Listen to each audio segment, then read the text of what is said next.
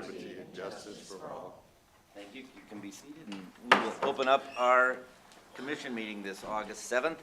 And again, Chaplain Robinson, we are appreciative of your prayer. We're going to have a downtown update. Julie Townsend, the Executive Director of the Lakeland Downtown Development Authority, is going to provide that for us. And good morning, Julie. Good morning. Thank you, Mayor and Commissioners, for inviting me to present.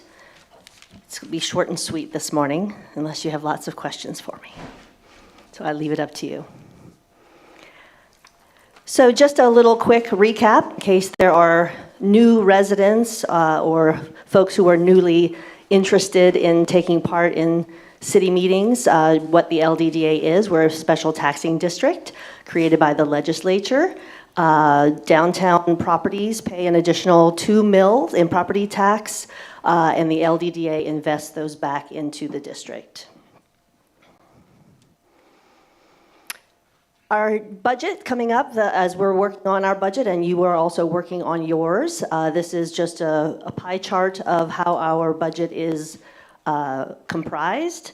It's 68% are the tax revenues, and because we do have individual programs that generate their own income, self-sustaining, Farmers Market and First Friday are both programs that the LDDA owns and operates, and I always like to mention that they are independently funded through their own revenues. We do not use tax revenues to support either of those programs.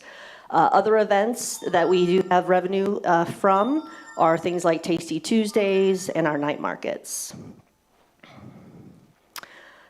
And just a reminder, we do a lot of events. With all of the events that you add together, we produce about 88 events and activities. And of course, we will increase that this year. We're going to. It's not your mics are cutting in and out a bit. Hello. Okay. We're going to be adding an app that will provide us the opportunity to have scavenger hunts and other fun activities throughout the year that keep people engaged in coming downtown for something other than a street closure type event. And our events generate about 275,000 visitors each year to the core of downtown. So we are proud to be able to provide entertainment for so many of our residents and our guests.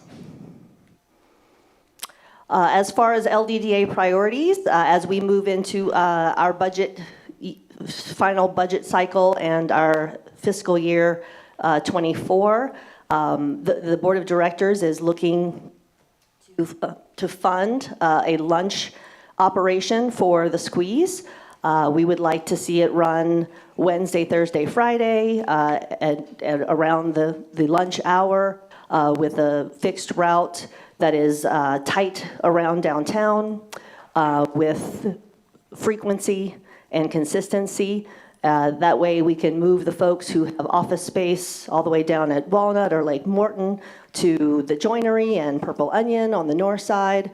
But we can also invite visitors to park in a certain location and feel that and recognize that they'll have certainty in getting from that sort of remote parking lot to the core of downtown for lunch. We continue our clean and safe activities. We are looking at some additional security measures, which I don't want to go into today because we haven't really fully discussed it as a board yet. But these are things that my team and I have been working on to present to the LDDA board. The public feedings, last year when I came before you, I shared with you that we needed to have a community conversation about the public feedings and other activities that were happening in Munn Park. And I just want to express my appreciation for Lakeland Police Department and Lieutenant Parker specifically, who worked to create a meeting of those folks. And we've had two meetings We'll continue to have meetings. The Homeless Coalition, Bridget Engelman, the executive director there, is fully engaged as well. And so obviously it's a barge, not a speedboat, and we're working towards working with the groups who want to provide services to our homeless community. We want to work with them towards solutions. So we're headed in that direction. And so I feel good about the progress that we've made so far.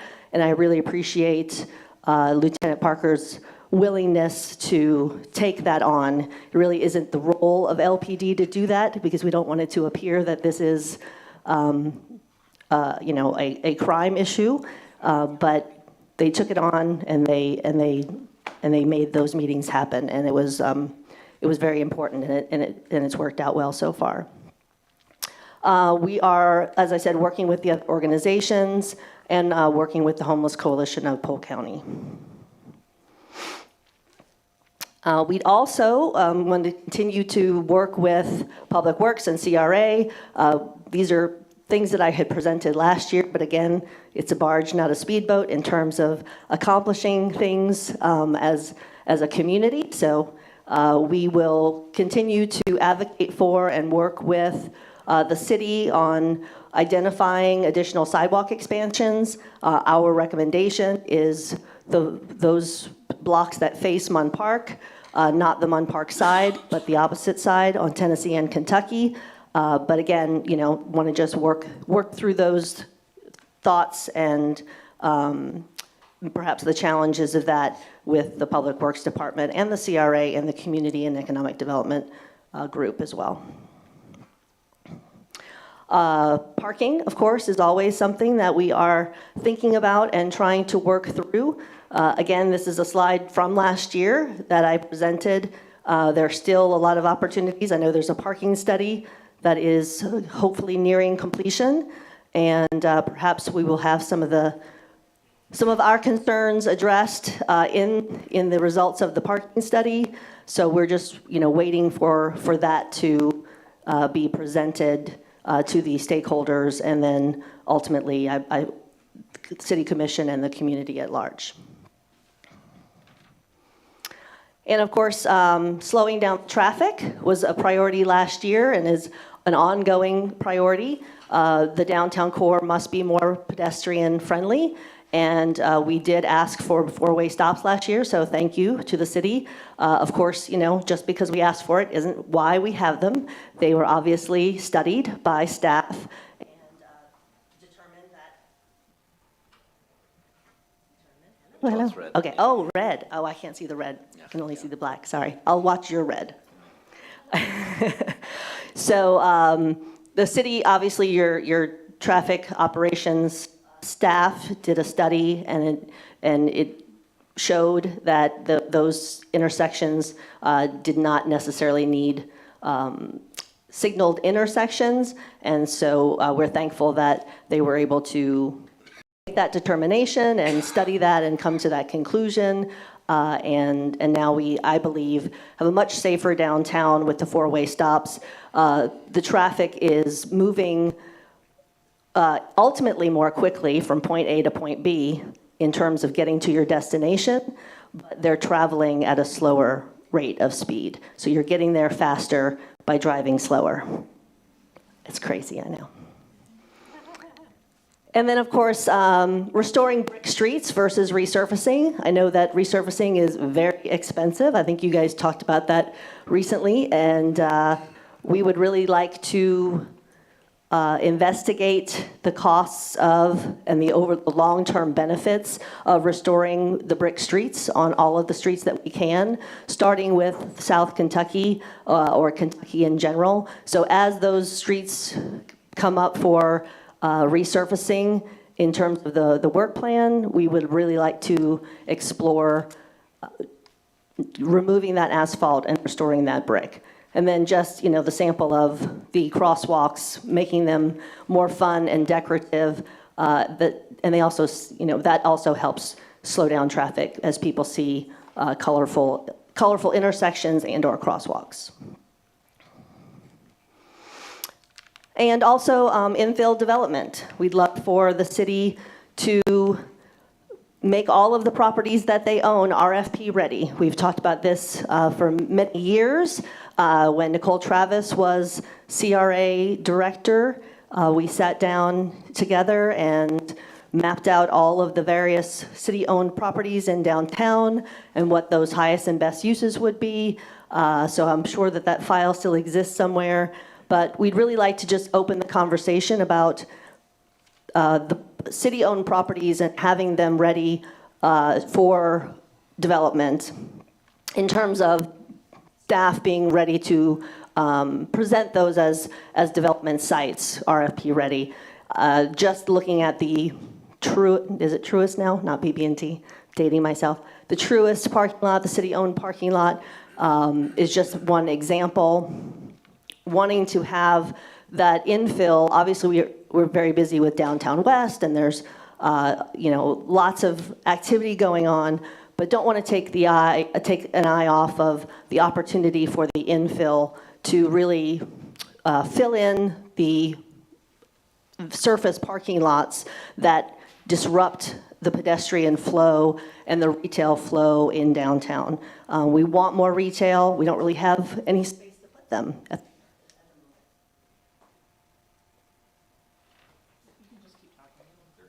No, until it's read, I won't pick her up.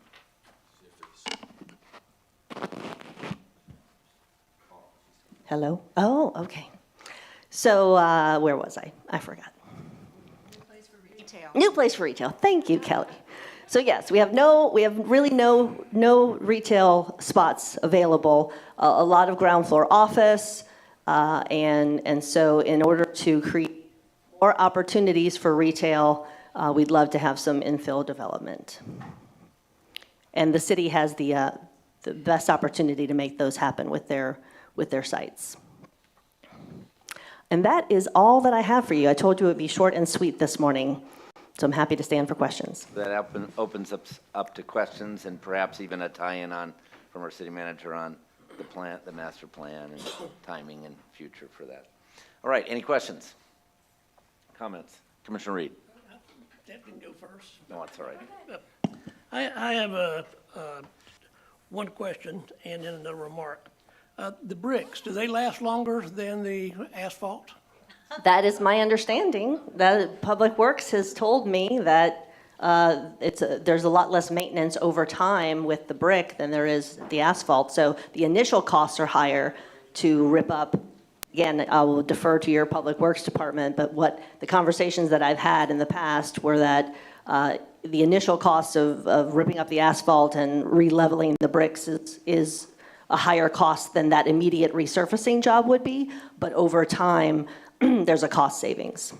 Okay, and secondly, I heard from, what changed downtown in reference to the McKeel parking? I have heard some stuff about school teachers having to walk a greater distance or something. Is there some parking lot they lost or something?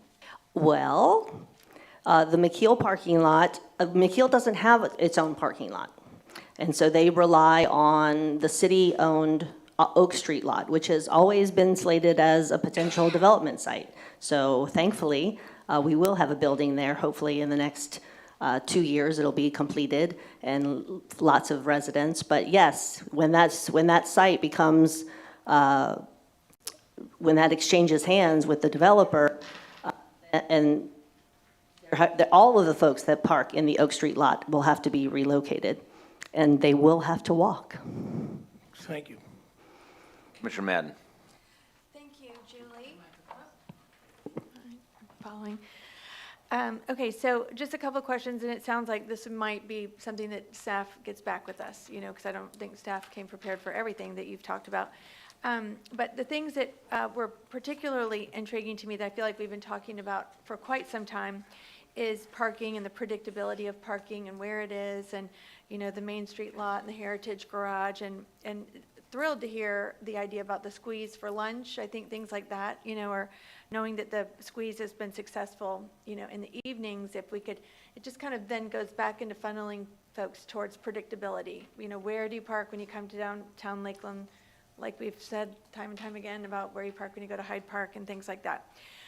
So I do want to ask the city manager on the timeline for the study, if there is a study on the parking. I'm not exactly sure what the study is on the parking, but I'd like about that. And then the RFP-ready infill development. So you mentioned Nicole Travis, and I do remember when she talked about that, we saw it on the map, and we've been working with new maps in the downtown west. Was that, just curious if that was when she was under CRA or when she was in community economic development? Because I know, obviously, it's like you think of projects with CRA. You know, you think about the Oak Street lot, Meriton sort of fell under the CRA umbrella. And just to kind of, you know, add my sense of urgency to that request, knowing that, I mean, I was on the CRA board, I think, like 6 years ago, and that is when we were talking about the Oak Street lot, and it's still not even breaking ground. So things take a long time, and, you know, I think that the sooner we could have a knowledge of what infill properties are available, and if they were RFP, it doesn't mean that it's going to happen right away, is what I'm saying. Like, I mean, it takes a long Correct. time. And like Meriton obviously took, you know, 7 years. So those were kind of the things that I hear a lot. I'm thrilled that you like the four-way stop. I had heard a few things from some folks that the one right by Harry's, the city manager and I kind of went back and forth, and you explained that you've actually, it isn't as dangerous as it feels sometimes when you're, should I go? Is the pedestrian going? Just on those times when there's a lot of pedestrians. But, you know, I think it's great that we did the study on the busiest intersections before. There's a lot of intersections over towards like Morton that you sit, and, you know, I'm hoping they'll be flashing soon because there doesn't seem like anyone's ever there when you're waiting at the light. So I guess just to kind of give my comments and then have those questions that I don't want to put any pressure on the city manager today, but I would love to know about the study that you mentioned for the parking and also having RFP ready infill development. Yes, and I'll, just to tag on to your comment about speed, both of you, you can say, well, it just seems more reasonable to have a green light. It isn't, because people start to race towards the green light not changing, and you have people walking downtown. And so this being able to move through faster, going slower is a reality, and it's measurable, and you can see it. It's just when we transition from a light and pedestrian crosswalk lighting to where you're watching each other, it's a transition, and it really isn't a big transition for people who come to town. It's a transition for us that live here, who have the habits of having gone through those intersections more predictably. And so that's just a sensitivity, and I think it's working well, because the original comments we heard negatively were pretty robust in the beginning, and that's, do you hear less? No, and I think the occasional thing that I hear is drivers who are distracted and would like to continue to be distracted. They don't like having to watch for pedestrians, But, and I just give them a look. yeah. Other comments from commissioners or questions? And then City Manager Strauss, you want to make any? Sure, thank you. Yeah, so just some quick updates. Julie's mentioned several of the projects that the city has had the lead in completing or at least getting started. And so, you know, when we talk about the expanded sidewalks that the city had half of the funding to complete that project. Also want to recognize city staff who constructed that project in-house. That's an amazing look and feel now, and really brings a lot to the Munn Park area. There's more opportunities, I think, for that. I just will comment that, you know, we're still in the process of the redesign of Munn Park. And so where we expand sidewalks, we might need to, you know, align and balance with where those final recommendations may be. You'll remember at our strategic planning session when the commission expressed some desire to potentially close off some of the streets around Munn Park. And so that would certainly be something we would need to consider for more expanded sidewalks. The four-way stops have been very successful. We've had a lot of comments and compliments on that and the way that traffic is now being managed in and around the downtown. The parking study has been a long process. We've worked with several different consultants and vendors. We're very close to presenting that. We have actually had that teed up to discuss with commissioners at one-on-ones, and for various different reasons, we have kind of slid it back for a couple of months now, but that should be coming to you here in the fall. And once we've had an opportunity to meet with the commissioners in those one-on-ones, there will then be, some opportunity for public involvement and then some presentations at some of our upcoming meetings. And so all of that is in process. There's a lot to the parking study, an awful lot to that.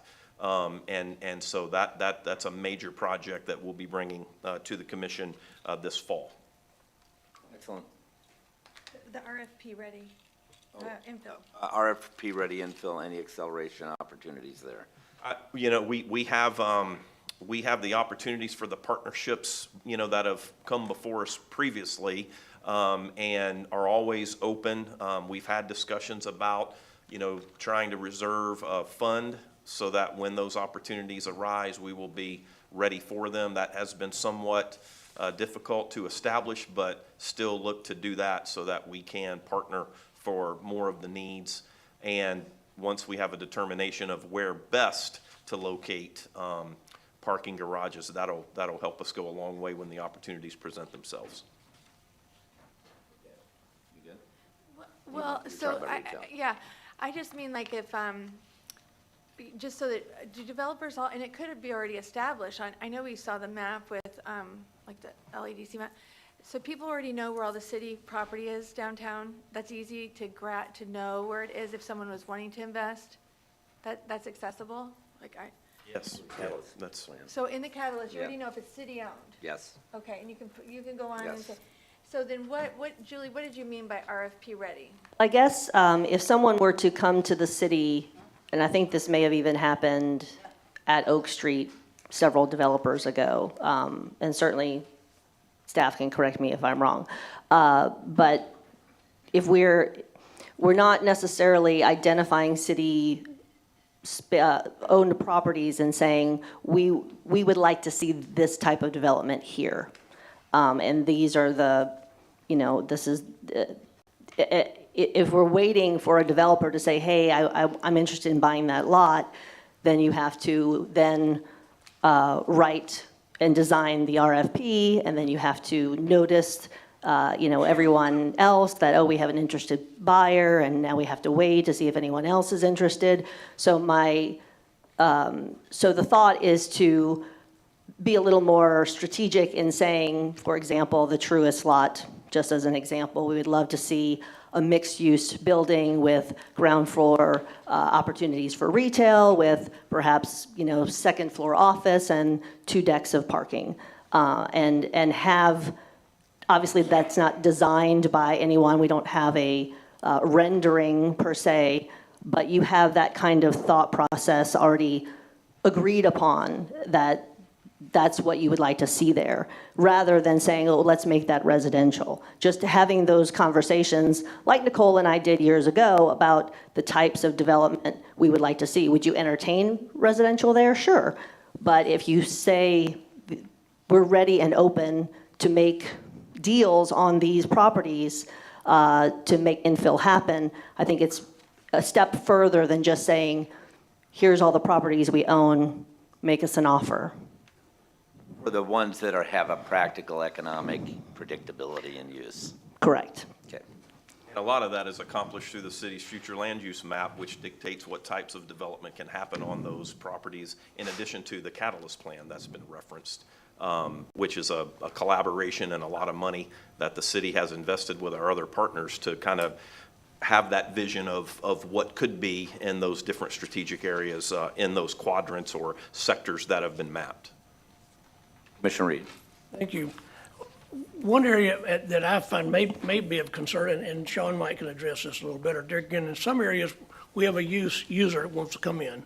And I don't know if gravity feed is adequate, or we have put in a force main there. And we won't know that until which time they tell us what their needs are. We can't predict a force main here for $500,000 and it not be, we wasted $500,000 to some degree. So that's one obstacle we'll have to overcome. But as a general rule, is the gravity pretty well work in the city, is it down in the core area? As part of the wastewater projects that we have underway, largely funded by the ARPA funds, that's a lot of the work that's being done. There's a downtown component of that as well that will dictate and kind of predetermine where we're going to need to enhance what the capacity that we have available. Any other questions or comments? Thank you very much. Thank you. We appreciate Thanks your for having thorough me. report. All right, that brings us to our beautification awards, and Bill Cohen is here to present both the commercial and the residential.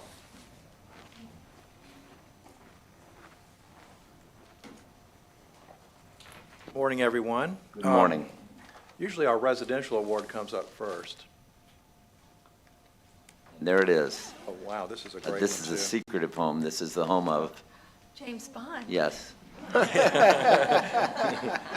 Okay, this caught that award, very good. the residential award this month is presented to Judith and James Bond, who reside at 2703 Cleveland Heights Boulevard. This is a great example of Florida-friendly landscaping, all kinds of beautiful crepe myrtles, plumbagos, ornamental grasses. It's a very interesting design, and it also includes a little miniature lighthouse you can see there. So I thought that was really cute, and one of the neighbors actually recommended this award for this residence. So do we have anyone here to receive the award today? Oh, great. Nice.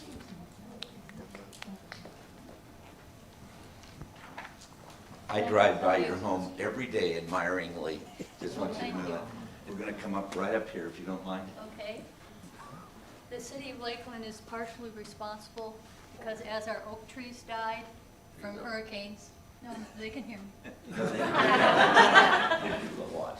Okay. So if you On come up here, TV. that'd be great. Okay, as our oak trees died from hurricanes and our citrus died from greening, the city was always selling crepe myrtle trees in the Ledger parking lot. Those are the trees. That's where they all came from. Yeah, Well, not all of them, but most of them. most of them, yeah. Any comments you'd like to make at all? Not about this. You want to do Brick Street, you Yeah. burned it. Yeah, I wanted to comment on the change over to the brick streets, about how they're more cost-effective over long-term.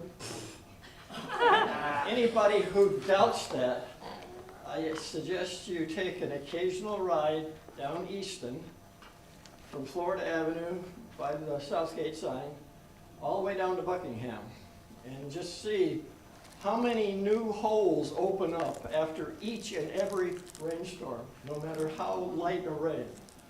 A heavy rain we had about 4 to 6 weeks ago washed out brick areas big enough to park a car in, and actually washed those bricks down to the intersection at Cleveland Heights, some of them all the way across the intersection. But if you go down there right now, you will see there are new holes opening up. And the next rain we get, they'll get worse and there'll be more of them. Thank you. That's all right, and you earned the opportunity. Where it is and the hilliness makes a difference too, as Yeah, well. there's a big hill there. Yes. because- Photo. Pardon? How about a photo? Yes, we're gonna do a photo. Here you go. You guys get in the middle. You get to hold that. Kevin wants to turn that off. All right, ready?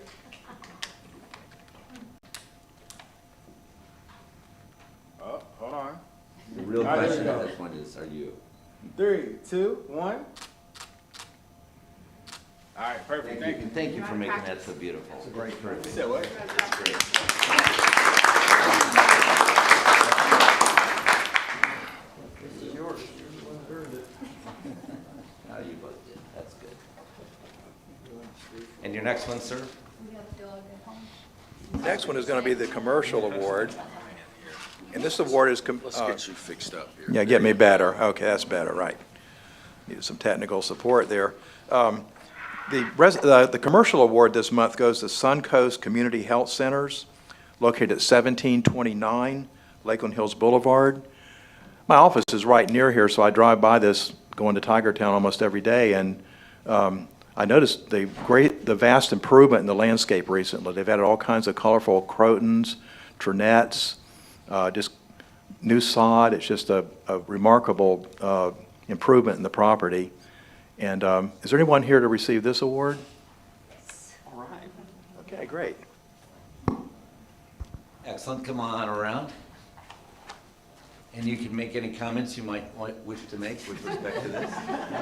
Not Brick Street. Okay. I'm Donna Ocasio. I manage the center at Lakeland Hills, and I'd love to take credit for it, but it was our maintenance department that has worked really hard at beautifying it, so thank you for noticing. Oh, they did a great job. Yeah. I met Yeah, your it was- maintenance man this morning when I was taking the sign over to the commercial property. He said he does the maintenance and the landscaping, so. Yeah, they did he's a great job. He's Thank responsible you. for it. Thank you. Thank you. So we'll take a picture here if you hold that. All right, you ready? 3, 2, 1. All right, thank you. Thank you again very much. Appreciate it.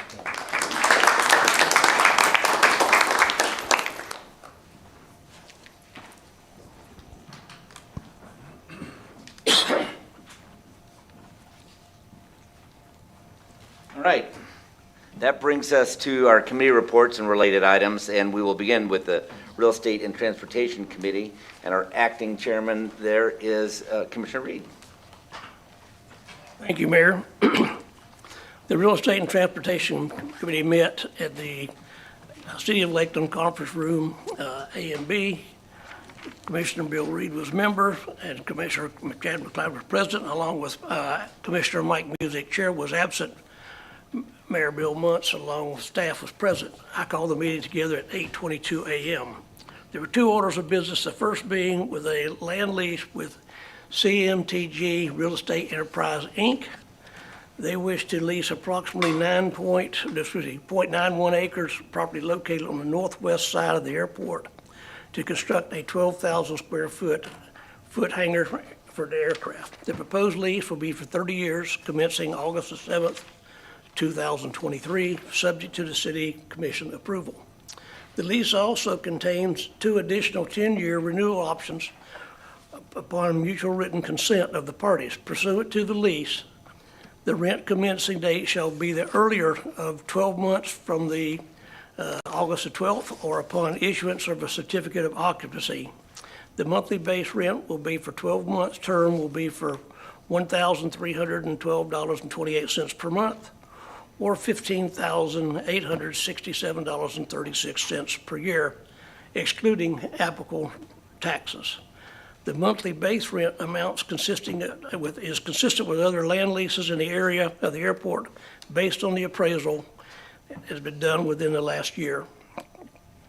The base rent for the first 10 years will be subject to an increase at the expiration date of each year in the amount calculated by the annual percentage rate of the Consumer Price Index, with a maximum increase not capped at 8%. Thereafter, every 10 years, the renewal term will be subsequent to renewal. The base rent shall be adjusted in accordance with the annual CPI, or 10% of the appraisal of the unimproved land constructed by MAI appraiser, whichever is greater. Such base rent shall become the new base rent for the future CPI adjustment for the application lease term. Staff recommended the City Commission approve the term of the lease agreement with CMGTG and authorize the appropriate city officials to finalize and execute all corresponding documents consistent with the specific terms of the aforementioned lease. Commissioner Chad McLeod moved to approve the recommendation. Commissioner Bill Reed seconded, and the motion carried unanimously. Do we want to vote on these individually or wait at the? We're going to do these individually. All right, so is there a motion to approve? Move to approve. Second? Discussion by commissioners. Commissioner Simmons. I've got a question. The hangar that's being built on that lease land, will it, at the end of the lease, would that belong to the city, or would it belong to the person who's leasing it? I missed the first part of that, Commissioner. Oh, the hangar, I think she's got it, the hangar that's being built on the lease land, at the end of the lease, would it belong to the city or the person who was building? Good morning, Ramona Siriani for the City Attorney's Office. Commissioner Simmons, at the end of that lease term, if the lessee doesn't deconstruct the hangar in any way and it remains on the property, it becomes property of the city. Thank you. Right. Any other questions? That'll be 50 years down the road before we would get reverter's clause to us. May not be on the commission then. We have, Well, let's just do this. So we have a motion to, is there any discussion by any members of the audience? Seeing none, this is a voice vote. All those in favor signify by saying aye. Aye. Opposed, same. Unanimously passes. second order of business was a sale of a city-owned property located at 1031 Texas Avenue. Francis Hadley has submitted a request to purchase a single parcel of city-owned land located at 1031 Texas Avenue. The applicant, though Hadley Real Estate LLC, owns several parcels in the same block of subject property, including the parcel immediately to the east of the subject property, and would like to purchase 1031 Texas Avenue and the incorporated area of the other parcels she owns in development for a private school. The school will serve students from the kindergarten through fifth grade. This .061 acres undeveloped property has been owned by the city since 1997 and has a current assessed value of $4,095, subject to the Polk County property appraiser. Consistent with the city's policy regarding the sale of city-owned property, upon the applicant's submittal a written request and expressed interest in acquiring the property, the city staff has communicated with the affected public and utilities and inter-city departments to ensure it does not have an interest in obtaining this property. No objection to the sale of the property was received. Additionally, the property was evaluated and determined unsuitable for the Affordable Housing Land Bank. City staff establishes the minimum acceptable bid for the property to be equal to 120% of the assessed value of the depicted table below, since the property is located within the CRA district, and a 30-day notice of disposition was advertised in the Ledger on June 5th, 2023.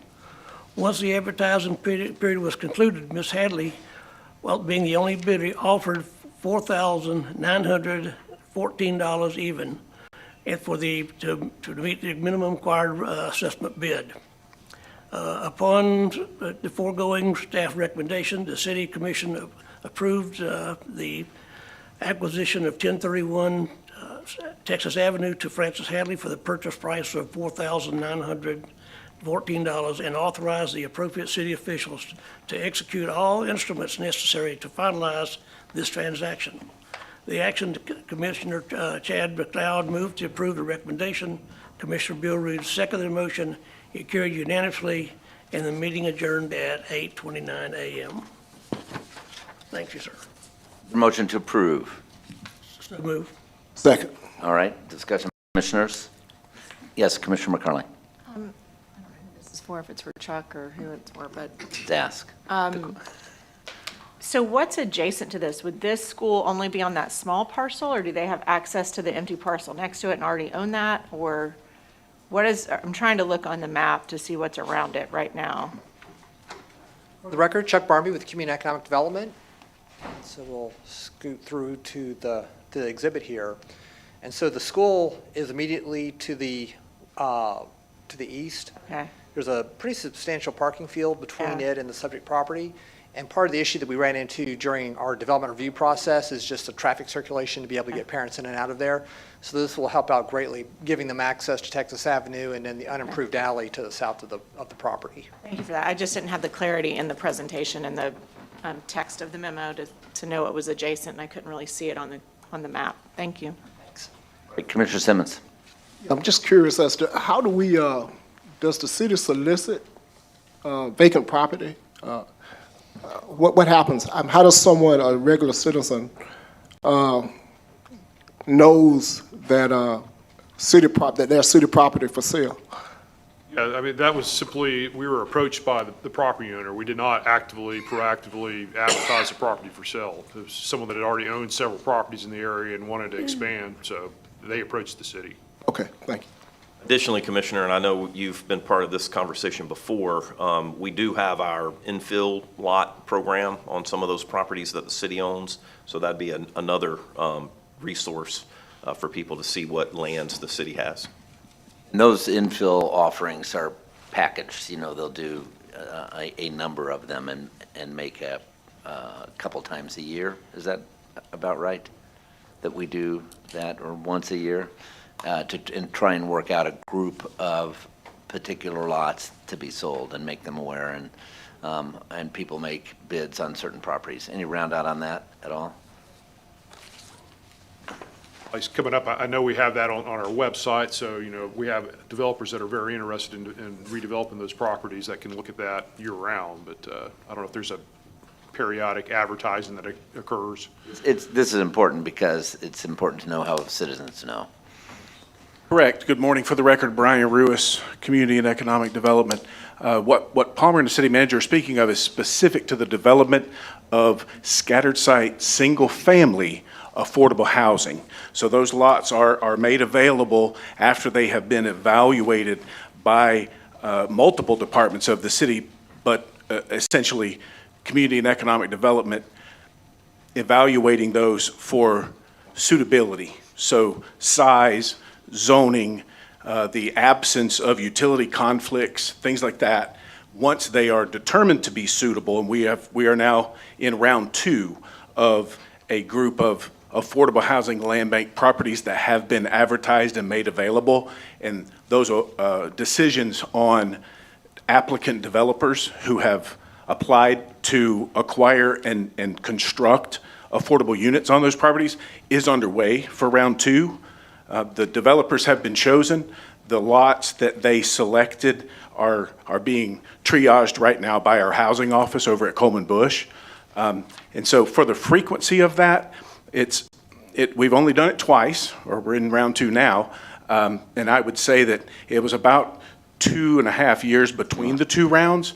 As we acquire additional properties through a variety of means, but primarily through the tax escheatment process at the county, when a property goes up for tax deed sale and is not purchased and goes on the county's lands available for taxes list for a period of time and no one buys it, then that property escheats to the Polk County, and when it is inside the city limits, the county is required to give it to the city, and the city is required to accept it.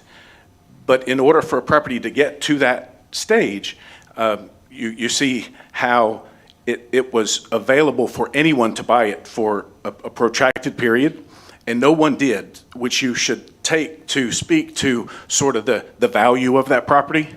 So we're not generally acquiring lots that have a ton of development value. In this case, this one is not buildable, so this was ruled out for suitability for the land bank program, and is why you have it this morning as part of an assemblage by a commercial developer. Thank you for that explanation. Yes, sir. That was a comprehensive answer. Brian? Yes, Commissioner Reed. They're gonna assume, I'm assuming this is just a non-conforming lot for this size, obviously, up here, though.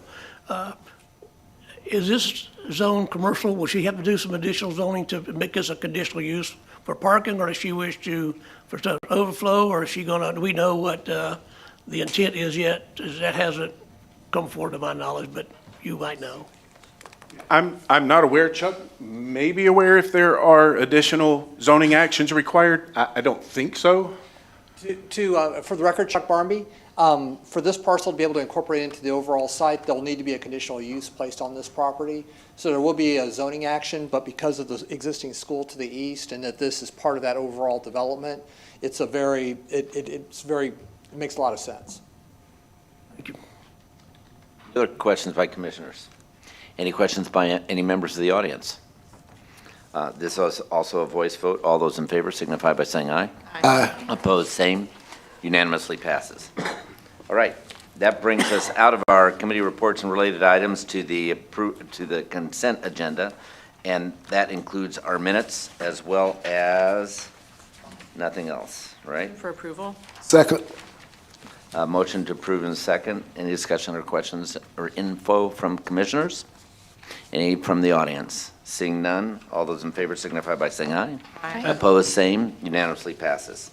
We cease to meet now as a commission and begin as an equalization board, and we'll hear lots cleaning and clearing from our city attorney, Davis. Thank you, Mr. Mayor. The city charter requires that the city commission convene as an equalization board prior to imposing a special assessment lien against private property when the city has mowed or otherwise cleaned the property and is seeking to recover the cost of doing so. So if you've received a notice to appear this morning because of a potential lien being imposed against your property, this is your opportunity to address the city commission and ask any questions you have about that process or object to the imposition of the lien. But this is your time to address the commission.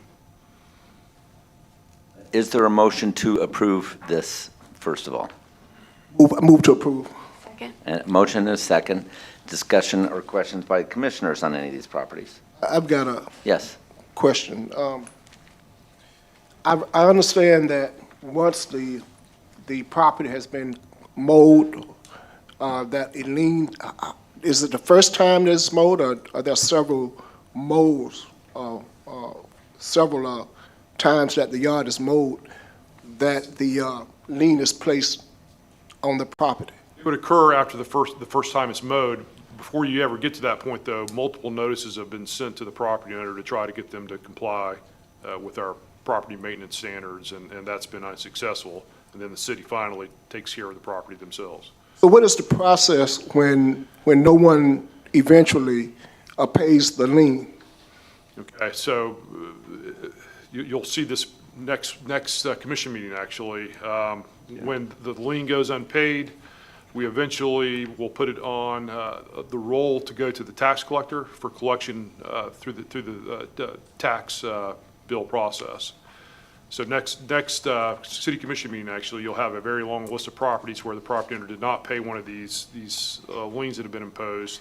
We've gone through all the procedural hoops to put it on the tax bill, and then we'll forward it to Joe Tedder's office, and it will appear on the tax bills in November. And we've had a very high collection rate doing that. We usually, Oh, really? Yes, Really? we usually collect over $100,000 every year by putting these liens on the tax bills. So the property owners actually pay up? Eventually, yes.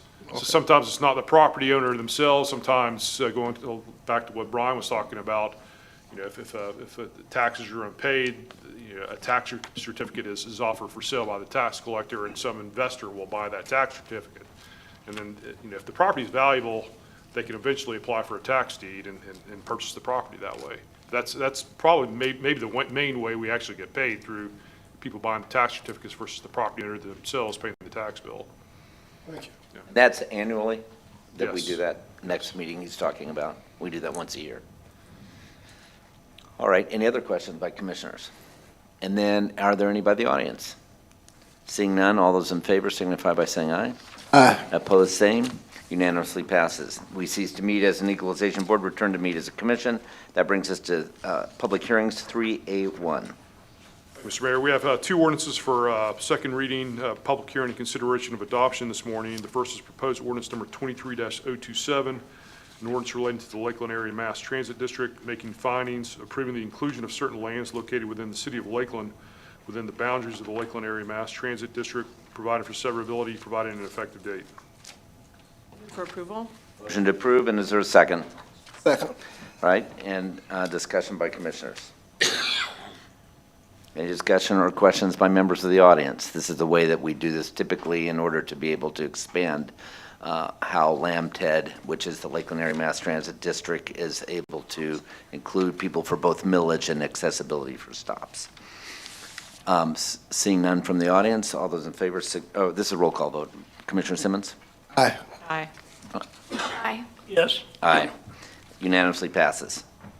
Next is proposed ordinance number 23-028, an ordinance relating to the electric utility, providing for availability of service and conditions thereof, establishing rate classifications, removing determination of billing demand charges for certain rate classes, establishing rates for electric service by the city of Lakeland, establishing a surcharge for customers receiving service outside the corporate limits of the city of Lakeland, establishing general provisions, establishing a methodology to impose a fuel charge, providing rates and general provisions for private area lighting, providing for an environmental compliance cost charge, modifying customer participation in the solar hot water program, providing general provisions of essential service for residential customers, establishing a demand charge for existing customers with solar systems after January 1st, 2025, providing an economic development rider for qualified customers, providing rates for miscellaneous fees and charges, establishing a rate increase sufficient to sustain a financially self-supporting electric utility, repealing ordinance 5975, providing definitions, making findings, providing for severability, providing an effective date. Move to approve. Second. Motion to approve in a second. Discussion by commissioners. Any discussion or questions by members of the audience? Seeing none, this is also a roll call vote. Commissioner Reed? Yes. Aye. Aye. Aye. Aye. Unanimously passes. Brings us to resolutions. B1. B1 is proposed resolution number 23-037, a resolution relating to assessments, determining the necessity for having cleaned and cleared certain properties within the city of Lakeland, providing for the assessment of liens against such property for expenses incurred in the cleaning and clearing thereof, providing an effective date. For approval? Second. Discussion or questions by commission? Sure. Well, Commissioner Reed? Thank you. To answer Sam's question a little bit there again, and for the general public, there again, if you don't keep your property maintained properly, and when they go through the process again, basically, for your knowledge, that becomes unsightly, your code enforcement will identify the property. We've noticed many times, and then they're going to charge you somewhere anywhere between $175 to, it could be $400 or $500 to mow this property, depending on the size and severity of the issue. And then there'll be a administrative cost is $165 as well. So if you maintain your property, you'll save a lot of money. To make a long story short, and again, if it's added to your tax bill, there's potentially in 4 years you could lose your property for tax certificate sales. So I encourage you to maintain your property. It's going to save you a lot of money in the long term. Mr. Reed, if I may, that's a very Commissioner Simmons. thorough explanation, and we appreciate, I'm sure the people in the audience appreciate it also, those who are listening. Yes, and that's spoken from a good property owner Okay. who maintains those standards, so we're They haven't appreciative had to of mow one of mine, but All right, and maybe a little experience, okay. Any other comments by any members of the audience? Seeing none, this is a roll call vote, and so that's Commissioner Simmons. Aye. Aye. Aye. yes. Aye, unanimously passes. We do not have a Community Redevelopment Agency report, so this brings us to 5A from our city manager, an item for an RFP recommendation. Thank you, Mr. Mayor. The item that I have for the commission this morning is a recommendation regarding the award of an RFP number 2023048. This is for basic life insurance and accidental death and dismemberment policies, also supplemental life insurance and AD&D policies, and also retiree survivor benefit coverage. This would be a recommendation to award to Unum Life Insurance Company of America. Unum Life Insurance Company is the city's current carrier for these insurance policies. The current contract with Unum began January 1st, 2020, and will end on December 31st, 2023. Back in May, the city released the RFP for these policies. We had 5 vendors who downloaded the proposal. None were local, and 2 companies submitted responses to the proposed RFP. Those companies were United Healthcare and Unum. There was a selection committee that was comprised of representatives from the General Employees Association Board, the City of Lakeland Retiree Association, some of our labor unions were represented, and also various other city departments, and they determined Unum was the most responsive and responsible respondent to the RFP. Benefits provided under the basic life insurance for all full-time regular activity employees include up to 1 time their annual salary not to exceed $50,000, and that benefit is paid by the city. There is voluntary supplemental life insurance options and dependent life coverage options, which the employees pay for. For the retirees, there's basic life that the retirees pay for, and there's a pension survivor benefit equal to 1 time a retiree's annual pension salary not to exceed $150,000, and the city pays for that. Unum and UHC rates per $1,000 of coverage were very close in comparison. Unum's overall cost is favorable to the city and the retirees. The selection committee identified Unum's 175 years in the life insurance business and their flexibility in working with death certificate and payees as factors for the recommendation. So staff recommends that the award of the RFP for these policies as presented. This would be to Unum. It would be effective January 1st, 2024 through December 31st, 2025. This would have a 2-year rate guarantee and 3 optional 1-year renewals. Is there a motion to approve? To approve? Second. And a second, okay, and discussion by commissioners. We talked about this a bit at our agenda study. And any from the audience? This is a voice vote. All those in favor signify by saying aye. Aye. Opposed, same. Unanimously passes. Thank you for that. And do you have anything else at all? No, sir, thank you. All right, that brings us to City Attorney 6A1, first reading.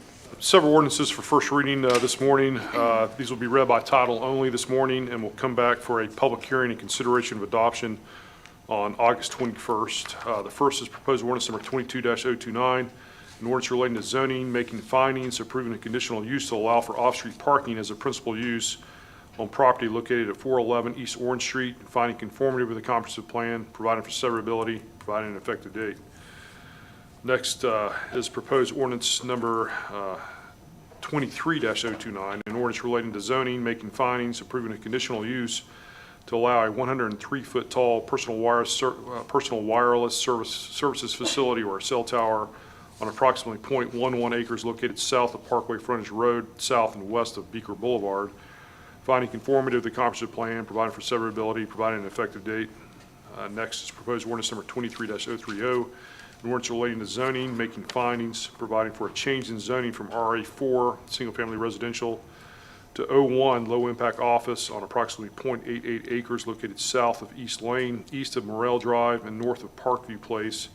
That's 301 through 319 East Lane, providing conditions, finding conformity with the comprehensive plan, providing for severability, providing an effective date. The next is proposed ordinance number 23-031, an ordinance relating to zoning, making findings, amending ordinance 3432 as amended to provide for a major modification to PUD, Plan Unit Development Zoning, to allow for the development of a new 2-story, 8,000 square foot office building on property located at 1301 Grasslands Boulevard, providing conditions, finding conformity with the comprehensive plan, providing for severability, providing an effective date. Next is proposed ordinance number 23-032,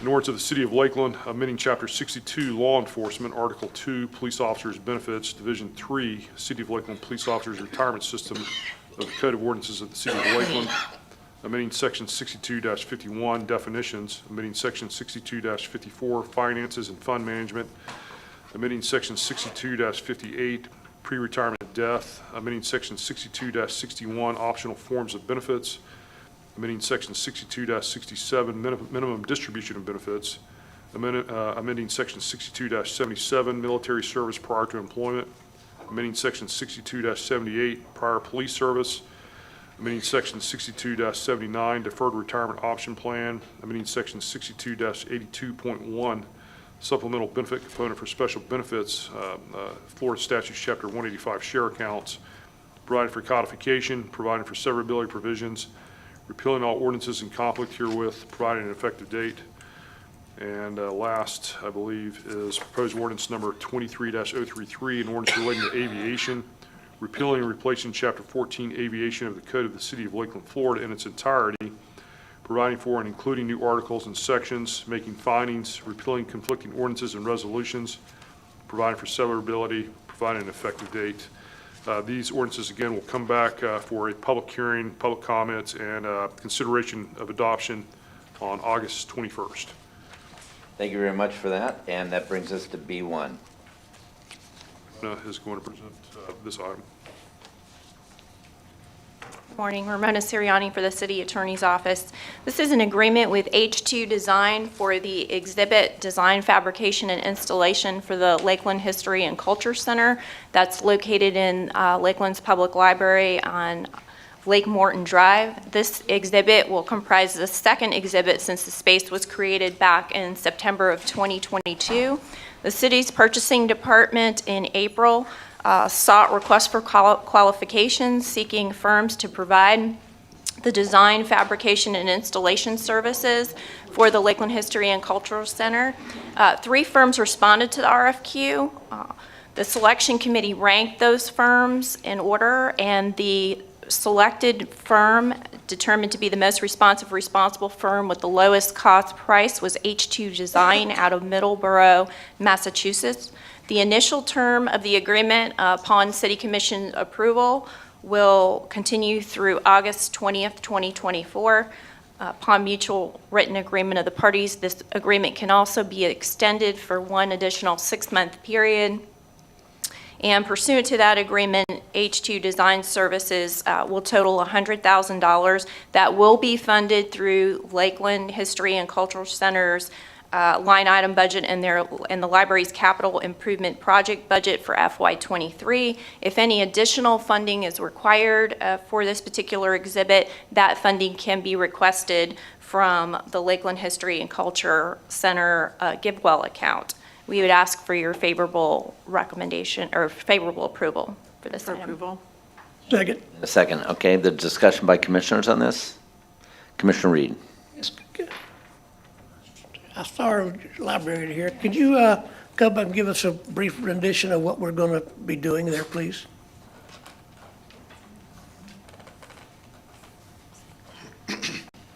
Also interesting to me, and you might, if you can include these in your comments, how do you find the people who do displays like this that you get the RFP out to? Good morning, Lisa Lillyquist, City Librarian. To answer your question about how do we find people, we're part of the Florida Association of Museums organization, and so we look to see who locally and beyond might be interested. And then, of course, the purchasing department has a network beyond what we may have available to us. What we're going to do, currently we have 1,400 square feet of exhibit space, which has the Ties That Bind exhibit. And we plan to change that into an exhibit that highlights Lakeland's citrus industry and the importance to that in our economy and how we grew initially. And Luann Mims is here, and so she is our subject matter expert in a little more detail, can tell you what the citrus exhibit may have in place. So I'll transition to her if that's okay. Sure, that's fine, Luann. Hi, thank you guys. So as with Ties That Bind, we kind of brought back a community memory. We've kind of forgotten about our railroad roots, right? So with tackling the citrus industry, if you look at the city logo, for decades, we built ourselves as a World Citrus Center. How did we come by that? How did we support that? What does that mean to the community then, and what does it mean to us now? So we're going to look at all aspects of how our community has been impacted by the citrus industry. Any other questions with respect to that? Sure. Yes. And this is going to be a display, per se? It will be an exhibit, just like how the Ties That Bind, in that same space. And we change these on how regular do we change our We displays? had projected every other year. We're trying to embrace as much of our community history in our singular gallery space. It's a 1,400 square foot space. Like Lisa said, it allows us to tell a singular story in that footing, and so we want to keep changing that so that we can be inclusive and diverse and bring that story to life and not get people bored with us and keep bringing people into this. I think that what we're doing now, people are very excited about. 2 years from now, they might be like, when is that going to change? And so that's what we're hoping to do, is keep that initiative alive. So once this one is installed and we have it up for a year, then we'll put it back somewhere so we can bring it back out and put it back in again in several years. We don't want to lose our history per se, but we want to preserve them so we can see them. There may be some elements that we can certainly do that with. We have plans to take some of the elements that we have currently on display now and put them in more of a touchscreen environment so that they still remain available to our users, even though they're not currently on display. So when we will develop the exhibit, we'll keep those things in mind as to what can we keep and then bring out at alternate times to keep the story.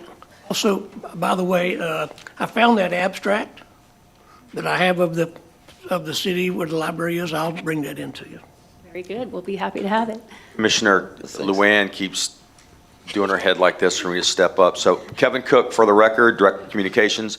This is very infantile, but Luann and I met and we looked at some of the display items that are in the library now in the History and Culture Center, and we're finding out what could adapt for the City Hall lobby and possibly giving some of those display items additional shelf life. So very infantile right now, but we're working together on something See that's our going to be smiles. extraordinary. That's excellent. And I think if I could just interject this, some of that concern is if we had another space later, that was larger, and we're talking a decade later, or something like that. Could some of these things be revived? And a way to preserve those elements would be if they could be utilized in City Hall. And even on the third floor, we could do some of those things as expansions too. All staff issues and decision-making, but just from a proponency side, we would really be advocates of trying to preserve as much of the elements for reuse as possible, I think, generally speaking. Commissioner Madden. So mine kind of parlays into the same conversation. Just trying to remember, Commissioner Walker, who was the first to bring this idea to our commission and, went from a standalone facility to then, really being a best practice with libraries to reimagine a library space with a coffee shop and then also with the cultural center. I think that it's done exactly what we hoped. It's reinvigorated that whole space, and with the expansion of the museum, to me, that just becomes a real arts and culture hub for people to go. I do get concerned, like it's so exciting to hear about, a citrus exhibit, but to lose the beauty of what we're enjoying now, also, as you've heard my colleagues say, is a little sad, and wanting to hope that we could either put those in on a rotating basis or keep it, or to be able to put it in the foyer of City Hall. I can't help thinking about our Arboretum GIS mapping, and where you can walk around Lake Morton and you can see all of the different flowering plants. It would be interesting, and I would hope that when you are ideating with Kevin and his team, if cost is a constraint, to keep hold of some of these things that we've already invested in that tell our story, but there's a way to do it creatively on a GIS map, even to say, well, if you want to see the last exhibit, it's over in the foyer of City Hall, and you can, it tells our visitors and friends as this expands and grows, if it's not even in one building, but if it's in, if Lake Crego gets an exhibit, and that gets folks out to Lake Crego that maybe wouldn't go there. I'm trying to just make sure that and see the importance of what we've begun here to tell our history, and that it is something I think that we all, are so appreciative for your hard work and the investments that our community made to, as much as we can, as much as is possible, to keep all of the elements of the history would really be, something that I think most of us would really advocate. We'll keep that in mind as we go forward. Which speaks to the quality of the exhibit. It really does, because we're trying to preserve something. And therefore, without it being any action and not changing what we're voting on here, if there's an advocacy for additional considerations in the future for preservation purposes, we would probably be wide open to entertaining that. Okay? Thank you. Commissioner Simmons. Right, speaking of preservation, I'm thinking of, have you considered digitally recording these exhibits so that once you take them down, we'll still have them? We have, yes, thank you. And that's actually part of this proposal, is it not? Yes. And I'm glad you brought that Commissioner up, McCarthy. Commissioner Simmons, because I think that for the public at large, I know you all know this and my colleagues know this, but curating any type of historical references for communities is so important to do it in a myriad of ways. So it's just like multimodal transportation, it's like asynchronous learning, is you have a lot of bits and pieces to it so that you can have it digitally, and maybe that's projection on white walls during an event, you know, somewhere where you could do it on the side of Lake Mirror and have a community event where people can actually see some of the artifacts digitally. And you all have been great at planning this so that you have that nimbleism, so you can be nimble in the future and use a lot of these different pieces. They're not going to be archived in boxes and put on shelves. So I think that's the exciting thing about this partnership. And I love the idea too of utilizing all of our city spaces and being able to rotate, you know, some of those exhibits around into different areas where everybody gets to see and touch and feel and learn more about our history. And the interesting thing is, as far as I know, and you all can correct me if I'm wrong, but we're one of the last municipalities in the county to have our own little history museum. So this was a really big deal to be committed to support, to encourage, and to have community support for it. So kudos to you guys. But curating it is a very wide breadth of possibility that can occur throughout. So I think you're hearing that our commission is very supportive of your efforts. We appreciate that tremendously. Your support and the support of the community has been fabulous throughout the entire process. And we look forward to bringing the next exhibit. Thank you. Thank you. Thank you. Okay, so you've heard from the commission. Are there any comments from any members of the audience on this? Seeing none, this is a voice vote. All those in favor signify by saying aye. Aye. Opposed, same. Unanimously passes. And thank you for all your work on this and all the other considerations mentioned. That brings us to item 2. Good morning, Alex Lamback for the City Attorney's Office. Attached for your consideration is a proposal with Allied Universal Corporation for the purchase of the annual supply of gaseous chlorine for the city's water utilities department. Gaseous chlorine is utilized in the T.B. Williams Water Treatment Plant, C.W. Cumbie Water Treatment Plant, Northside Wastewater Treatment Plant, Glendale Wastewater Treatment Plant, for the disinfection of potable water and treated wastewater as required by the DEP and EPA. Allied was selected in 2022 pursuant to an invitation to bid 2256 as the lowest responsible bidder to meet the water department's gaseous chlorine needs. The bid provided for the option of 4 one-year renewals upon mutual consent. Under the attached proposal, Allied Universal will supply gaseous chlorine to the city for FY24 at a rate of $1,993.76 per ton, which is the same rate charged to the city last year. The total estimated usage of gaseous chlorine for all of those treatment facilities for FY24 is estimated to be 715 tons of gaseous chlorine. Based on that estimated usage, the total estimated cost for the city for FY24 is $1,425,538.40. It is recommended by staff that the City Commission approve the attached proposal with Allied Universal for the annual supply of gaseous chlorine and authorize appropriate city officials to execute all necessary documents to finalize the purchase. Is there a motion to approve? For approval. Second. And a second, and discussion by commissioners. Yes, Commissioner Reed. Thank you. Is this best practices per se to do this, or is there, we use reverse osmosis anyway? Is that all coincide, or can you? Joe Costin, Manager of Water Production. Commissioner Reed, this is actually a required chemical by FDEP. It's part of the Florida Administrative Code, Chapter 62, 555. We really don't have an alternative on that. Reverse osmosis is for mainly mineral removal and contaminants. It's not as much for disinfection. Thank you. We would have a different health issue if we didn't have this in our water. Correct. And you know that if you go to 7 Wetlands on the wastewater side, the discharge that comes out there at 10 million gallons a day, you can just barely smell the chlorine in that wastewater as it discharges. And then that, of course, goes into that beautiful area of absorption. Makes that water blue? I mean, that's just blue. It's just blue as my 7 shirt. Wetlands. He's at 7 Wetlands. That's my fault. At 7 Wetlands, it could be a myriad of different things that can do it. A lot of it is the minerals that are already naturally present in the water.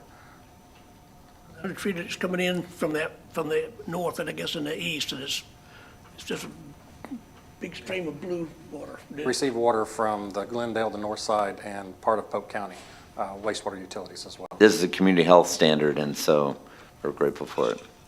Yeah, Commissioner Madden. Thank you.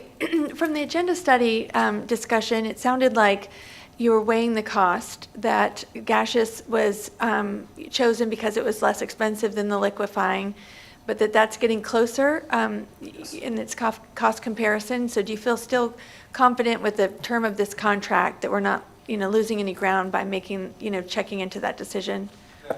Yes, right now, for the time being, for this, it's a one-year contract, and this will get us through. The study is not complete. We anticipate have a draft by the 1st of October, but the entire study is not due to be complete until the middle of November. If, just say that it says we go to liquid chlorine is the recommendation of the study, then of course we'd have to go through engineering, we'd have to go through construction, and during that time we still would have to maintain our gas chlorine feed during that time. Right now, Until we could get through it. we'd have to retrofit it, because right now we're pressurizing the gas and then liquefying it and putting it in, and then we'd skip that step if we went straight to liquefied chlorine? No, the liquid chlorine is a bulk liquid chlorine that we would bring in a liquid form. We would not be utilizing a gas form. Sodium hypochlorite would be the term that's more appropriate for it. By the way, this is an appropriate time for us to thank you for the great work that your department does. Thank you, sir. And consistently over time, and so we are very grateful. Thank you. Other questions or comments by commissioners? Any by members of the audience? This is a voice vote. All those in favor signify by saying aye. Opposed, same. Unanimously passes. And that brings us then to utilities C1, and we have Ramona Siriani. Ramona Siriani from the City Attorney's Office. The first utility item that we have is an agreement with Cornet Technology, Inc. This is for the purchase of computer hardware to upgrade Lakeland Electric's energy management systems infrastructure. Lakeland Electric's current SCADA infrastructure is 35 years old and requires new hardware. This is in order to maintain reliability of the overall system, as well as the importance of this system as the primary system to monitor the transmission and distribution power for the utility. The city's purchasing department approved Cornet as the designer and manufacturer of this hardware as a sole source supplier, because they are also the original equipment manufacturer. Upon commission approval, a purchase order will be issued with implementation for the hardware to be in May of 2024. The purchase will be governed by the terms and conditions in the existing city purchase order, as well as Cornet's proposal. The total cost of the hardware is $231,136. That is included in Lakeland Electric's FY23 budget, and we'd ask for your favorable approval. Approval? Motion to approve in a second from Commissioner Madden, and discussion by commissioners. Any discussion or questions by members of the audience? All those in favor signify by saying aye. Aye. Opposed, same. Unanimously passes. The last item that we have under the utility portion of the agenda is the agreement with PowerServe Technologies. This is for the supply of electrical system protective relays for the Rice project. This would be the purchase of 4 protective relay panels that are for the transmission line between the Rice plant and Tanner Rock substation and the generator step-up transformer. These relay panels provide the power protection and metering for the Rice engines, as well as the 2 station service transformers, the generator step-up transformer, the emergency diesel generator, and the backup transformer.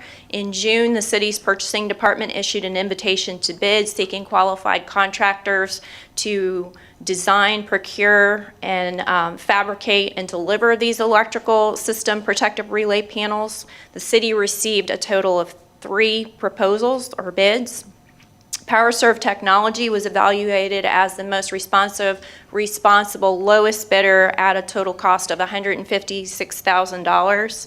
Upon approval by the City Commission, the equipment is scheduled to be delivered in January of 2024, and then those panels will be installed by Rayco, which was previously approved as the city's above-ground contractor for the Rice project. PowerServe will perform all services pursuant to the terms and conditions in the city's bid spec, as well as their proposal dated June 27th, 2023.